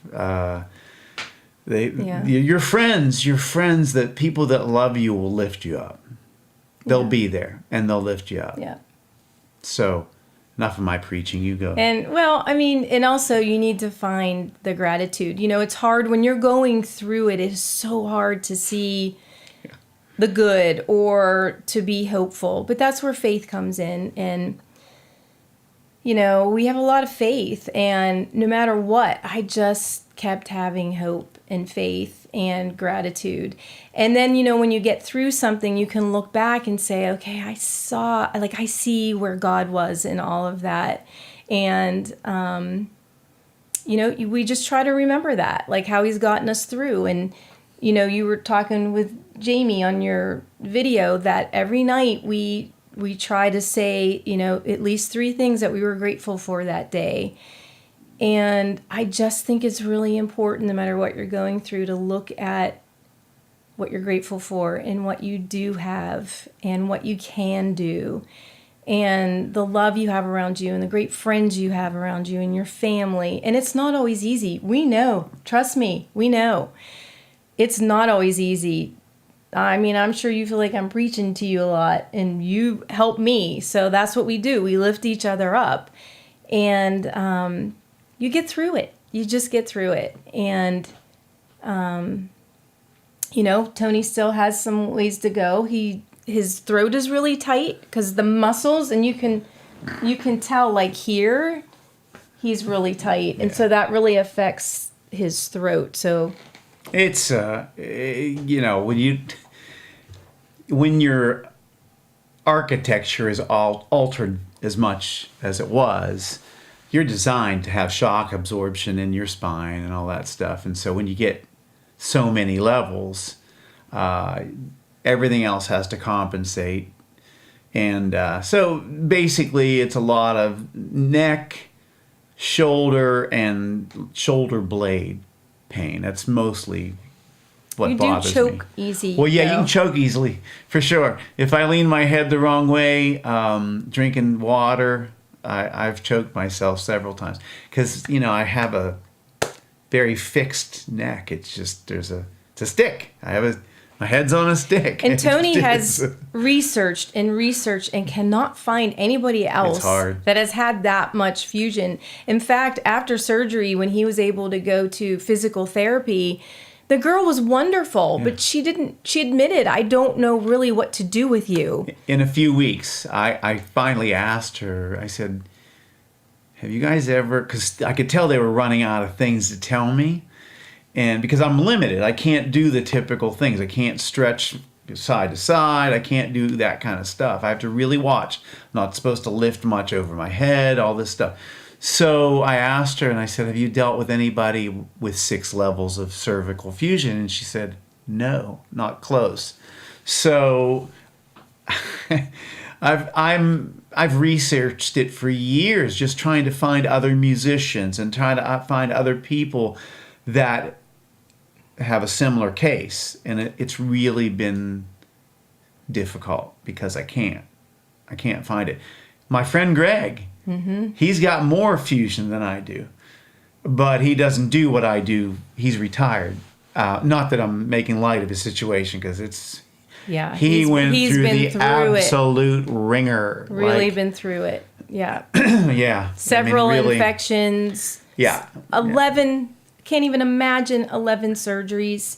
Had to get treatments in a hyperbaric chamber because they were having trouble closing his wound after a while because he had so many surgeries. I saw the photo. You can't unsee it. Well, someday you're going to have him on. We were going to do a neck show. Yeah, and he can interview Greg, and you can hear. And Greg's another one who, made it through. Thank God he made it through, and he fought his way. And Liz is awesome, his wife, who was a good nurse for him too. So. He didn't have sepsis, but he had MRSA. But at least he has Greg. At least you guys can talk about what you're feeling, and because you've had a lot of weird cracking and popping and all kind of weird stuff. You call him and say, "Is that normal?" Yeah. So. He's the one I mentioned in the Jamie Glazer interview that I played Niagara Falls with. That's Greg. So that is, in a nutshell, our story. Anyway, my wife is awesome. I can tell you this. She's as kind as you could ever be on this planet. And I would not have made it without her, because she took great care of me in a really terrible situation. She came through with flying colors. I mean, you would have done the same for me, and you have. So that's what it's about, right? We took those vows, and I was going to help you get better. And you did. Yeah. You did. Good. Yeah. All right. Well, thank you, Kay. You're wonderful. Thank you, Tony. And amazing. Thank you for listening to us, everybody. So you heard Kay's side of the story, but I'm going to go into that a little deeper. When Kay would be at work, I would watch YouTube videos, and I wondered if I'd ever be able to make music again. The healing was rough, and it was quite depressing for me. While I was in that state, I had a friend of mine. He said something to me that, to this day, it's never left.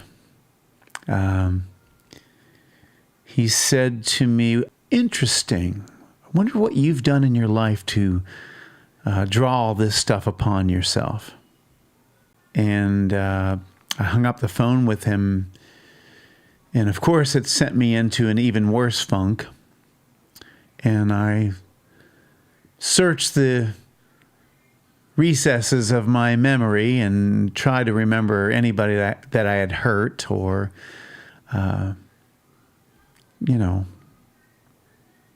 wronged. I'm not perfect, and I'm sure there are people that don't care for me. I have people I've probably hired and had to fire that aren't crazy about me. And when I ran a band, I was pretty stern. I mean, we had fun, don't get me wrong. But for me, I wanted to make sure the guys I had were there for the music first. You know, we had to have it together, and we had to work hard. And I never wanted people that were going through the motions, because I don't roll like that. I figure the heroes that I had, they gave it their all and some. So that's how I wanted my group to roll. And I think we did for the most part. And again, I've had to, like anybody, you probably have people that you've had disagreements with. So I'm not perfect, and I have probably hurt a few people. And if I have sincerely apologized to them. Some people accept apologies and some don't, so there's nothing you could do about that. But I thought, oh my goodness, you know, somebody says something like that to you, and you're in a pretty bad state to begin with. So it's pretty bad. It was, you know, one of the karma things. You know, what did you do to bring all this upon you? And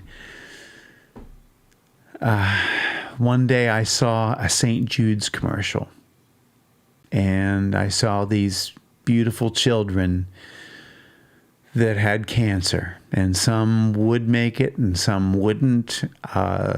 Some were going to really struggle. Well, most of them, they're going to struggle. And they're just kids.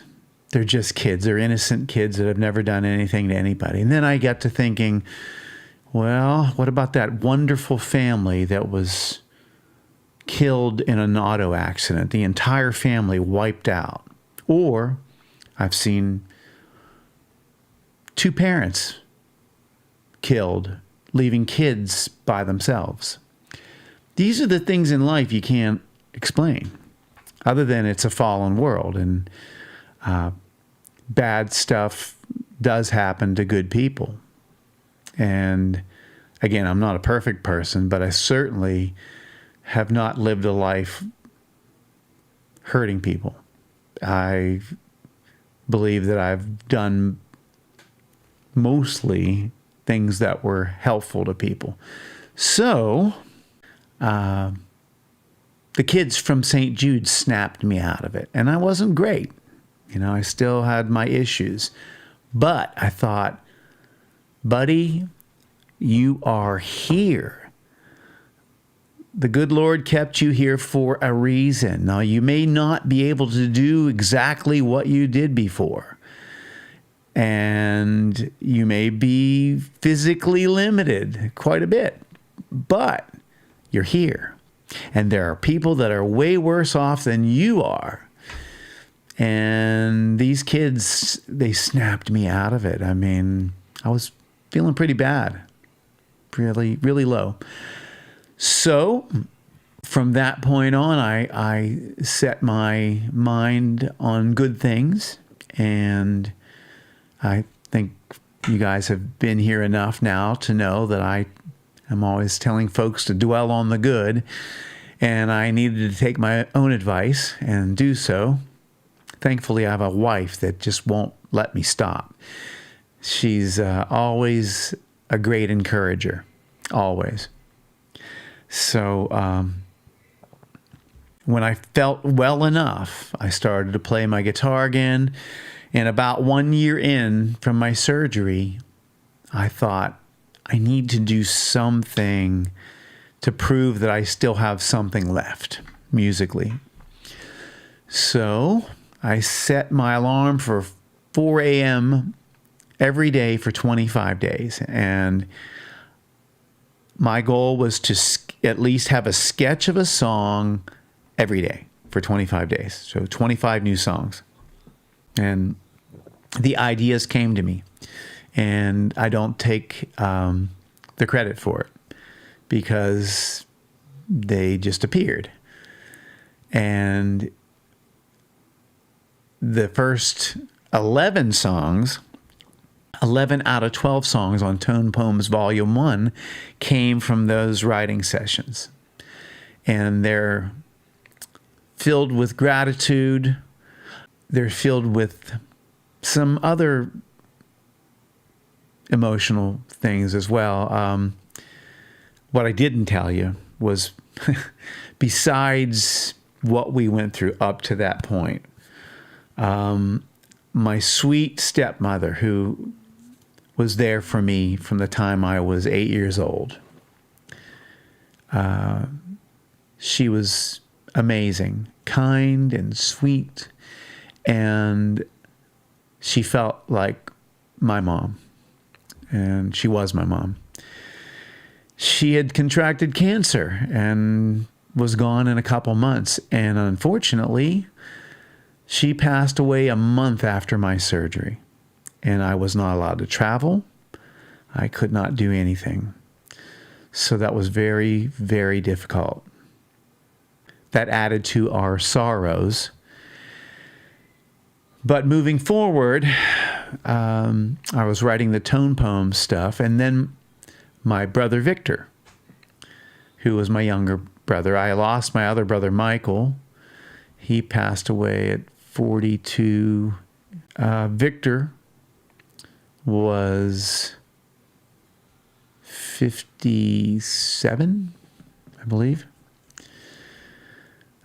He contracted cancer, and he spent his last 2 months with us in South Carolina. So there's a song on Tone Poems dedicated to Victor. It's called Spirit Trail. And again, it's not a sorrowful song. If you listen to the song at the very end, I created a sound that sounds possibly like a spirit leaving for another realm. That's my idea of what the sound means. So if you get a chance to listen to Spirit Trail in its entirety, there's a sound at the end, and that's my brother's spirit going to heaven. So anyway, that's where the Tone Poems project came from. And song on there called The River Flows. The River Flows was the first song that I actually felt like my chops came back enough to improvise a solo. And when I hear that song, I have very fond memories of it, because when I completed, when I played my improvised solo to it and I listened back to it, I felt like I could cry, because I wasn't sure I'd ever be able to do that again. So I thank God that He allowed me to do that. So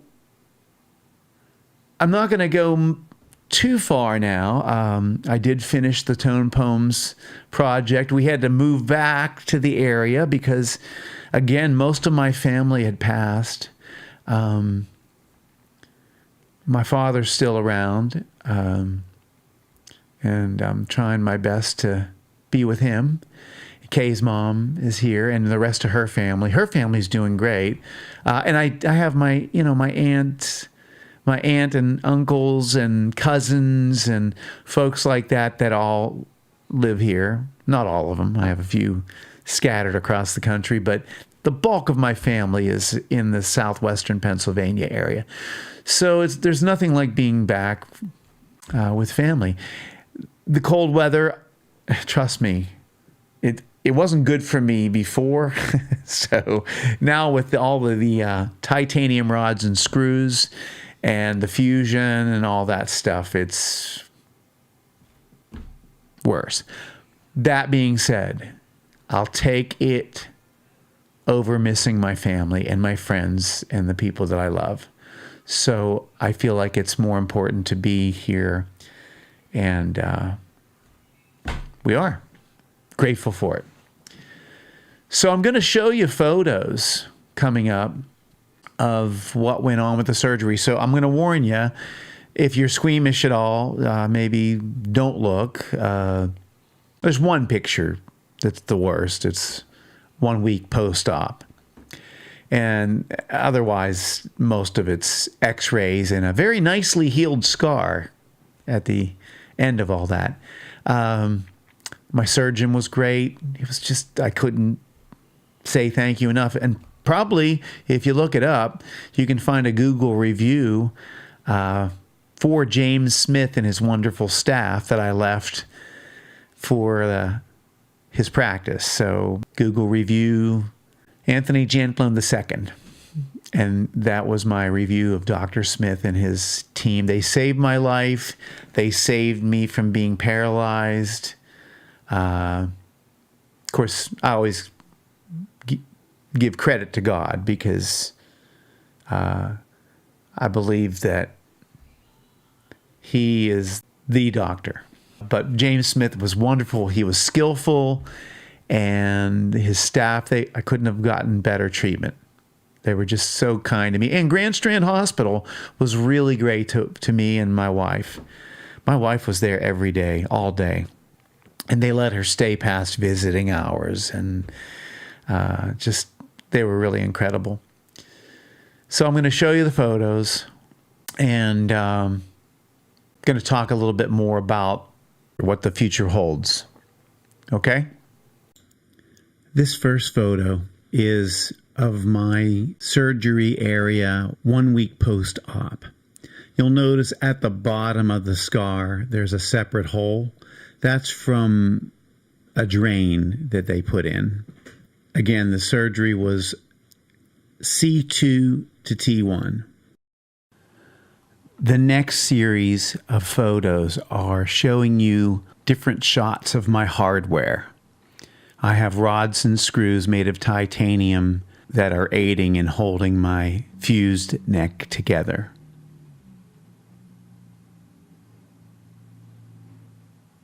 As far as I know, there are 6 rods and 12 screws.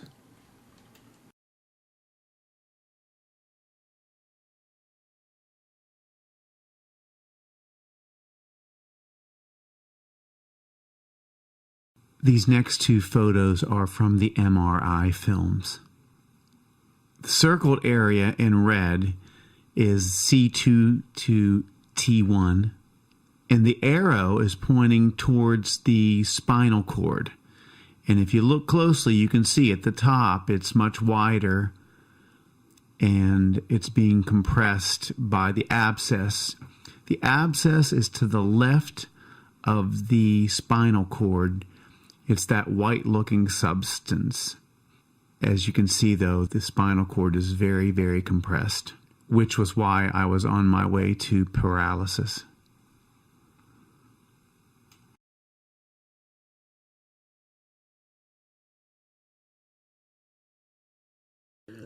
This last photo is the healed scar after the removal of the staples. As you can see, there are red bumps, and those are part of the allergic reactions I was having to the antibiotics.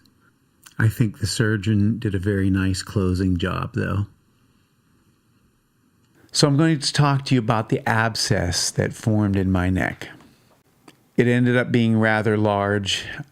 It settled in the area that was injured by the guy who did the choking. They said it settled there because weakness was created, and I got bacteria in my system, which they couldn't tell me definitively how I got it.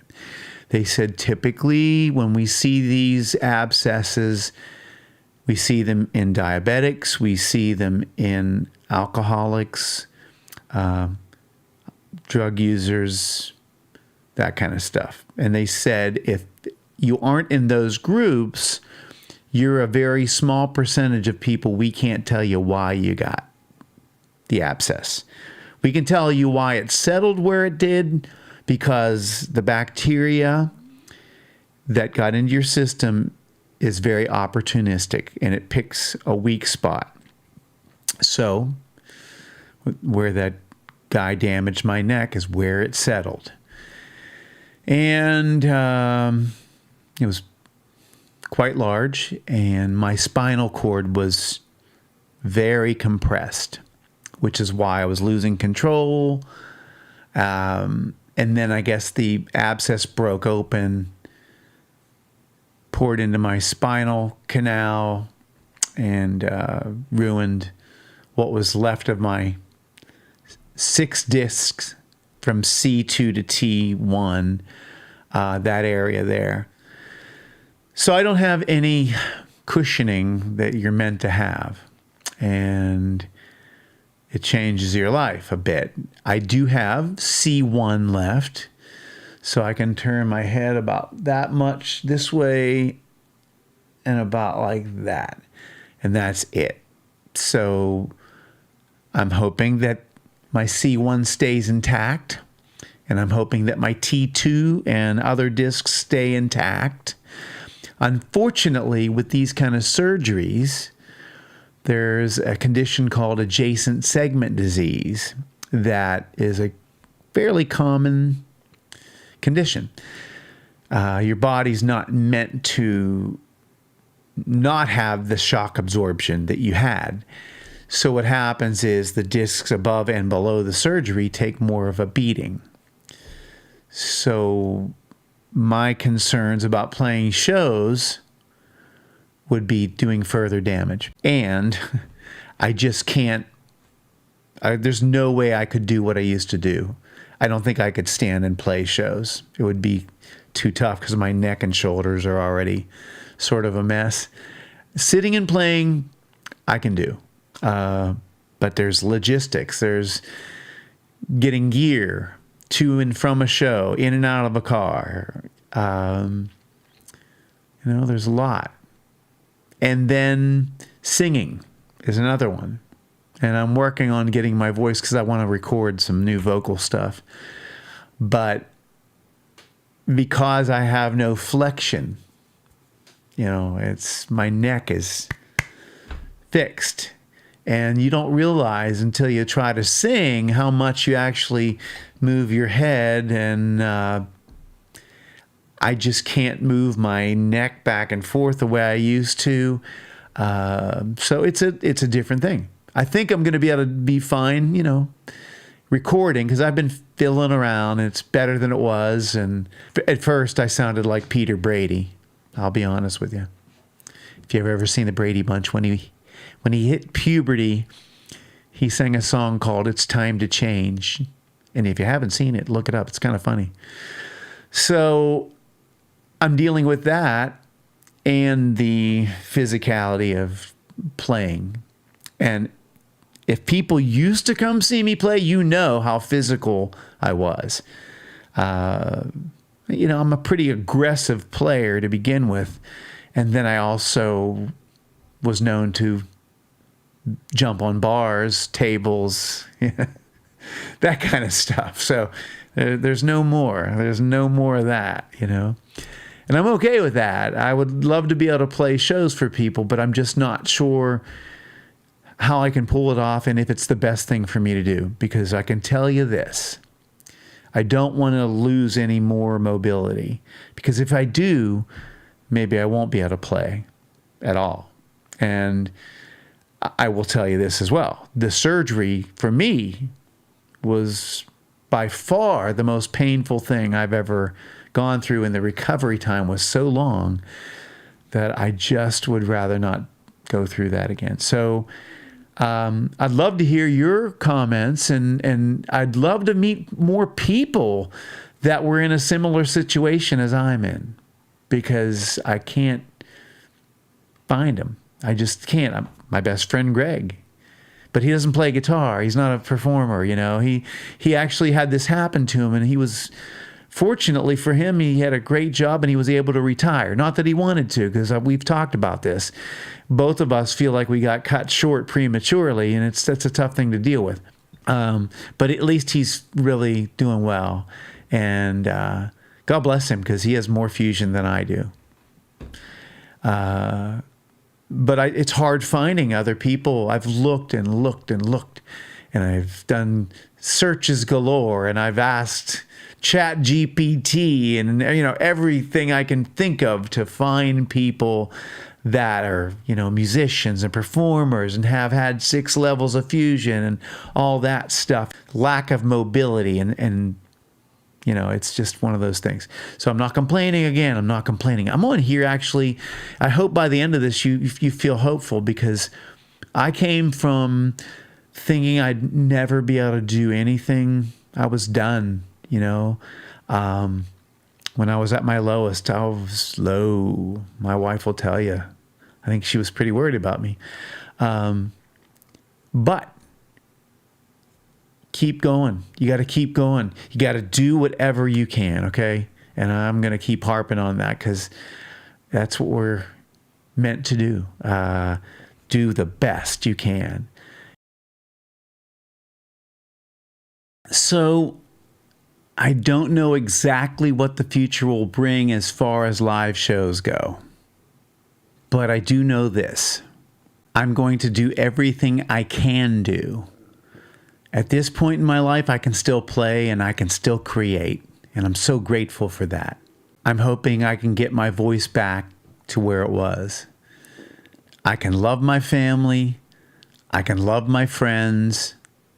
I can spread goodwill. And I can love the God who created us. My life may not look exactly as it used to look. My body may not work exactly the way it used to work. But I'm still here.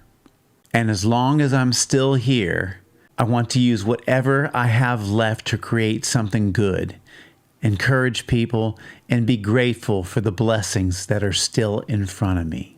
I consider you all out there great blessings. I hope that this story doesn't bring you down, because that's not what I mean to do. I hope that you can see that at the end of all this, there is hope. If you've watched this video, thank you, and I wish you nothing but the very, very best.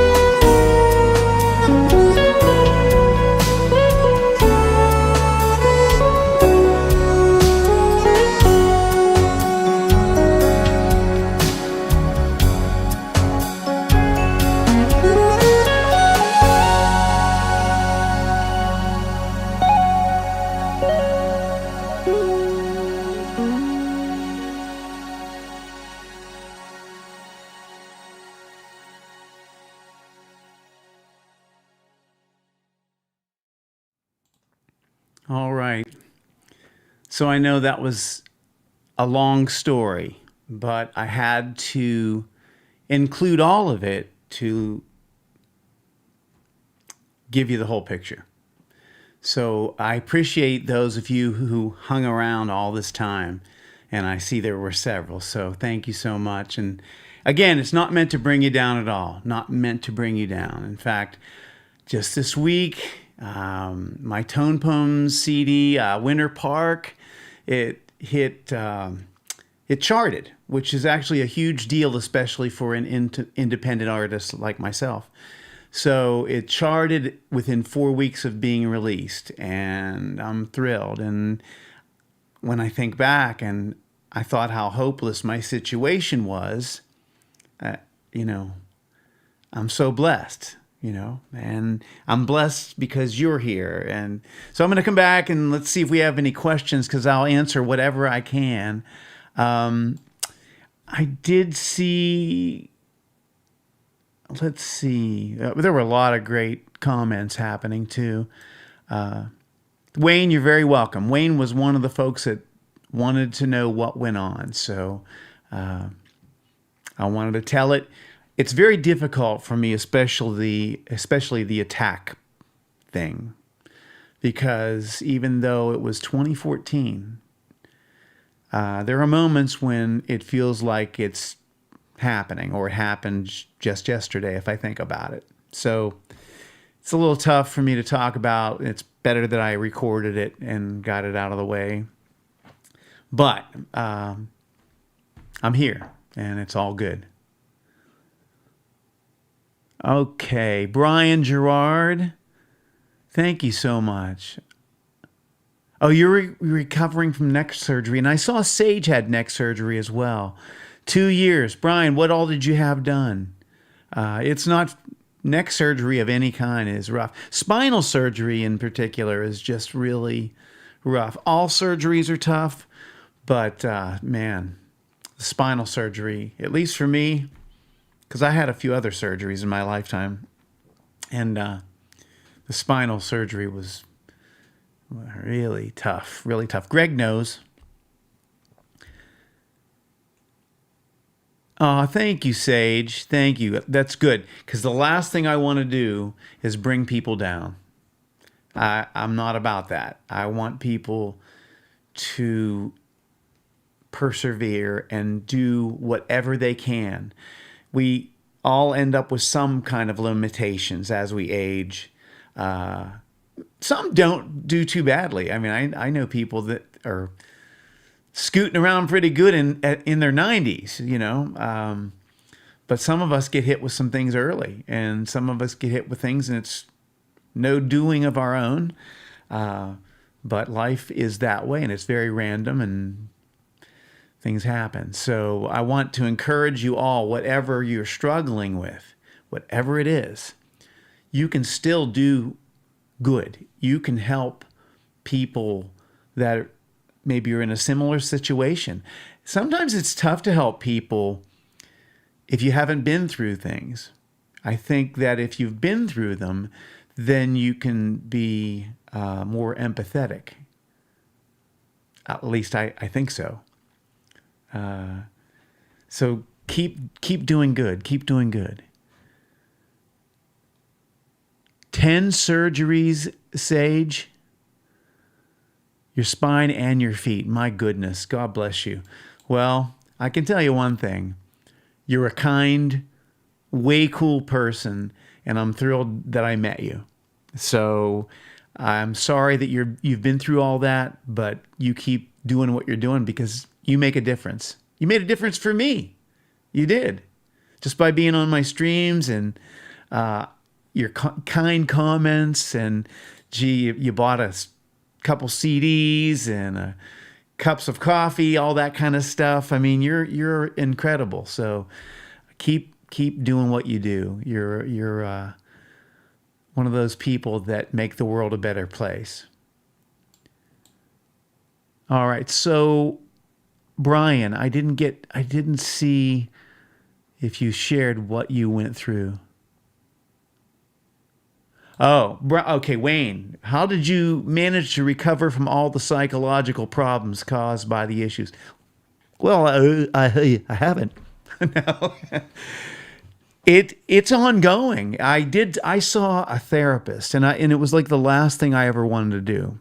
And my wife will tell you, I was struggling so badly that the first 2 months after I got attacked, you know, my uncle, I grew up in a family of policemen. So I had cousins that were policemen. My uncle's a policeman. And upon his advice, I got a carry permit because I felt completely unsafe. And I also bought really strong mace. So one of my first trips out of the house after 2 months, by the way, I was totally wigged out. 2 months, I went to our post office because that's where my P.O. box was for my business. So I went to the post office, and it was an old building, and Mike Panich knows it probably very well. And they have an upstairs area. So it's this old building, and you have to go up a set of long stairs to get to the upper area. And I had to go up there to check my P.O. box. And I realized there weren't any employees there. They had the place open. But I also realized I couldn't get out but one way. And I looked, and I didn't have any of my protection. Okay? And I had the world's biggest panic attack. I had a complete panic attack. So psychological, Wayne, I saw a counselor for 2 months.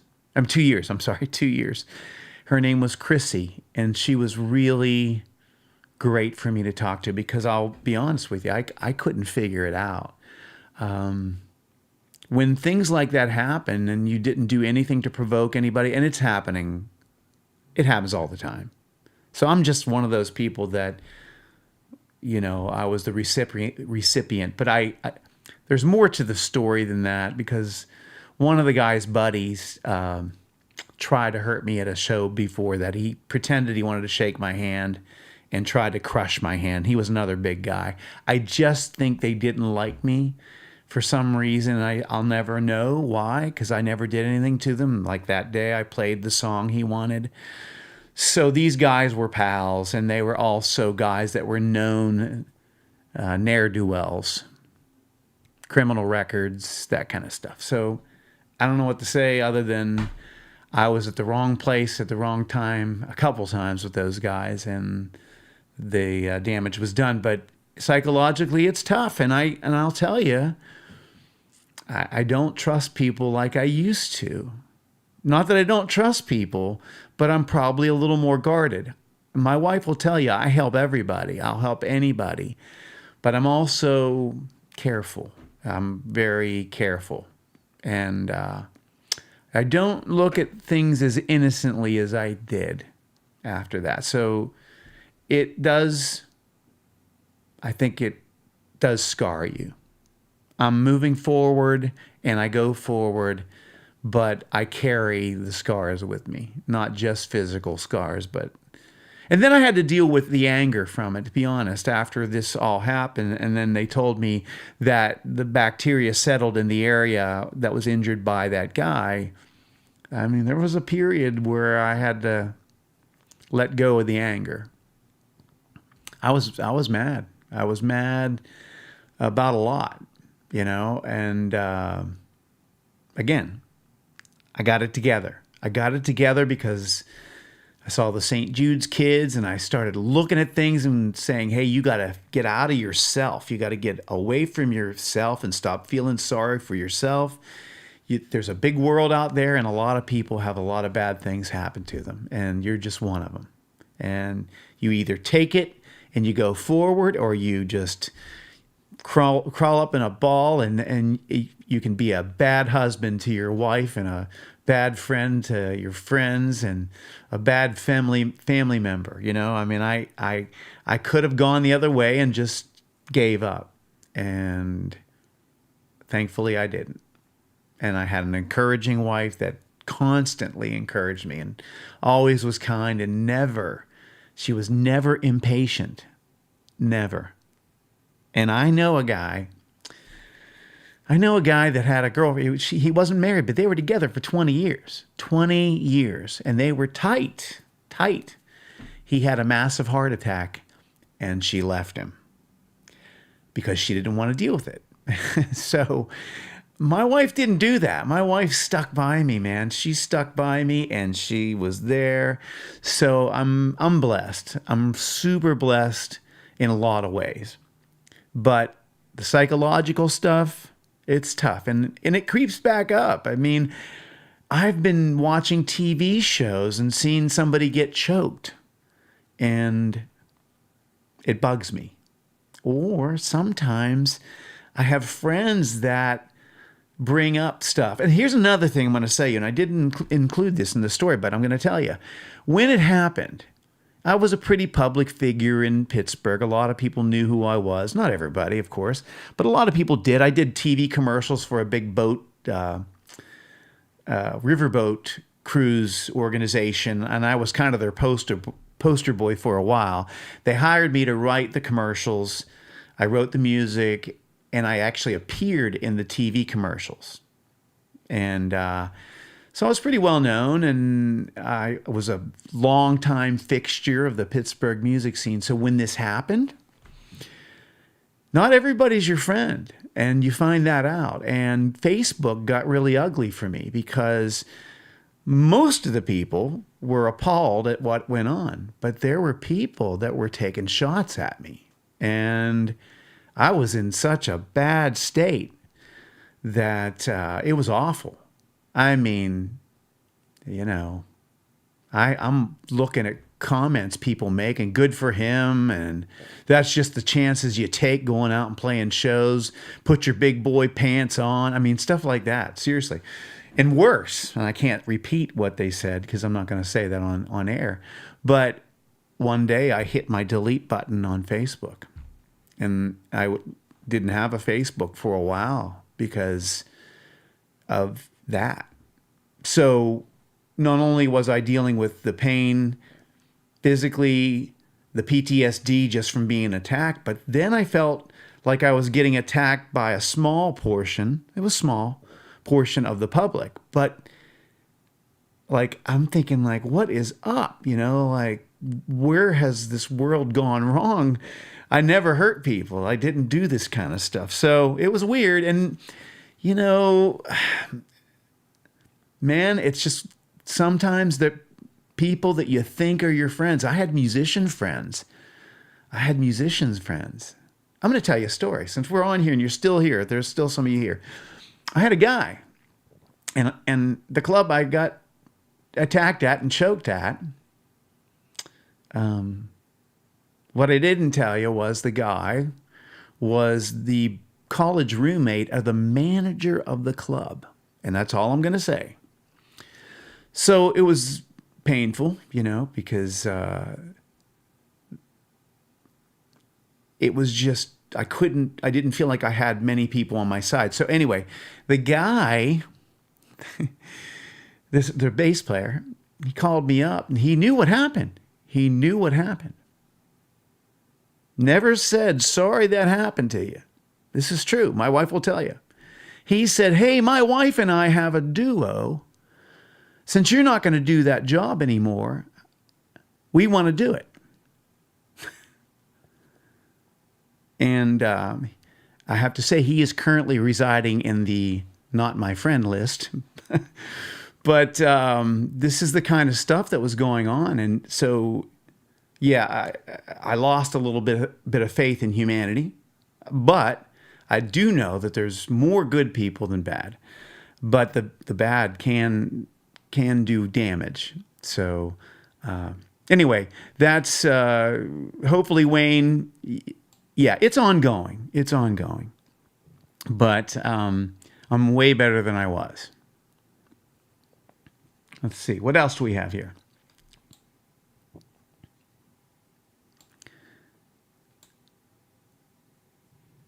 Let's see. Yep, the Gateway Clipper Fleet. That is correct. It was, I did two commercials for them.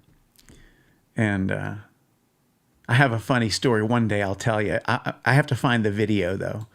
Yes, PTSD is no joke. In fact, my friend Randy was in the war. Okay, so he knows. He knows. And it really, it's weird because I never felt like I'm not a partier. I didn't like to ever be out of control, that kind of stuff. When I had the PTSD thing going on, like that incident at the post office, I felt like I was out of control. Like I couldn't control myself. I was like freaking out, and I think that's part of, having PTSD, but it's not a good feeling. It's not a good thing. So it is tough. But again, you got to just keep moving forward. Again, this has been just my story, my journey. Everybody has their journey. And I'm going to wish all of you the very best on your journey. And I'm going to be somebody here that if you show up, I'm going to encourage you to have a great journey. Okay? Because I really want that. I do. I want that for everybody. I have cut people out of my life because when you have serious stuff like that happen, you do find out who are true friends and who aren't. And I always was this guy that like wanted to be cool with everybody there was to be cool with. And I am to a point. I mean, I don't try to harm people, and I'll give everybody the benefit of the doubt. But there have been a few people where I say, okay, God, I'm handing them over. I can't do any more. It's between you and them, and I just can't. My humanness can't handle it. I just can't handle it because it becomes destructive to you. So that's one of the things I learned through going through this stuff. All right. Anybody else have any questions? I hope I didn't miss anything. If you have, if I missed it, shoot it real quick. Oh,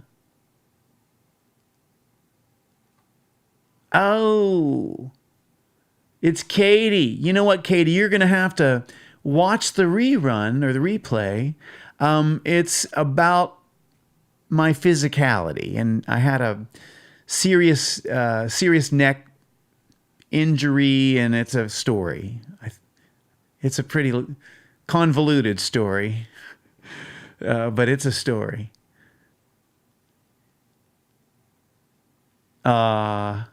Thank you, Mike. Yes, Winter Park.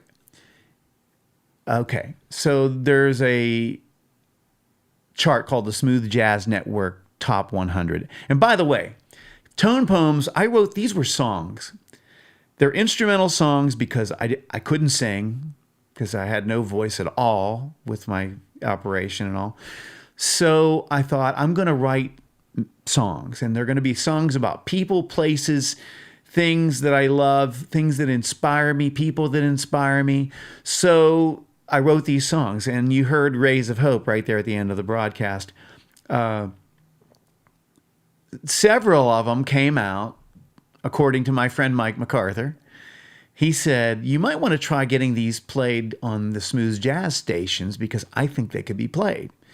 So he mentioned a guy, and that guy was Adam Leibowitz, who's great. He picked Winter Park as the first one.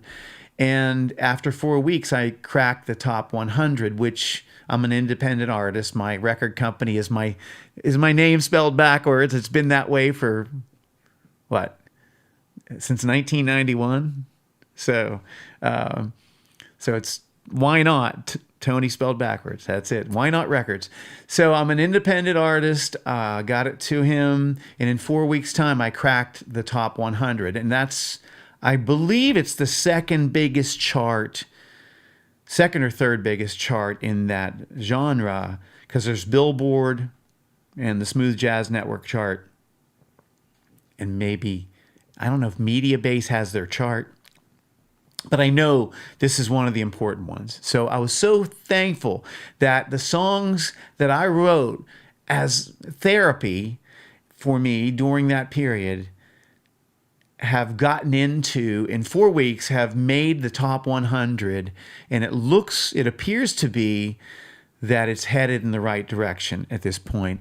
And I'm just really grateful because, again, I didn't think I would have anything to offer. I was so low and I was so physically hurt and wasn't sure what I'd be able to do. But through the encouragement of many people, I am here today. I'm here today, and my songs are getting played, and it's cool. And I'm doing this YouTube thing with you guys. So next week, oh, by the way, I got to tell you, Tuesday night, my friend Tom Hemby, this guy's like Nashville musical royalty. And his daughter, Natalie Hemby's this terrific songwriter. She had 2 of her songs used in the Lady Gaga A Star Is Born. 2 of her songs are used in that movie. So among a bunch of others. I mean, she's written for Little Big Town, Amanda Lambert, bunches of people. She's great. But anyway, Tom has played with everybody. So here's a little promo for Tom's thing on Tuesday night, 7 o'clock. Coming up on Toneful Tuesdays, I'm your host, Tony Janflone Jr. Join me on Tuesday, June 16th at 7 p.m. Eastern for episode 14 as I welcome acclaimed Nashville guitarist, songwriter, producer, and session musician Tom Hemby. Tom has spent decades as an A-list player in the Nashville recording scene, working with artists such as Amy Grant, Vince Gill, Glenn Campbell, Kenny Loggins, Michael McDonald, B.B. and C.C. Winans, and many more. We'll talk about his incredible career, his solo music, and his latest album, Songs After Midnight with Pat Coyle, featuring 2 giants of modern music, Vinnie Colaiuta and John Patitucci. Don't miss episode 14 of Toneful Tuesdays, June 16th at 7 p.m. Eastern on my YouTube channel.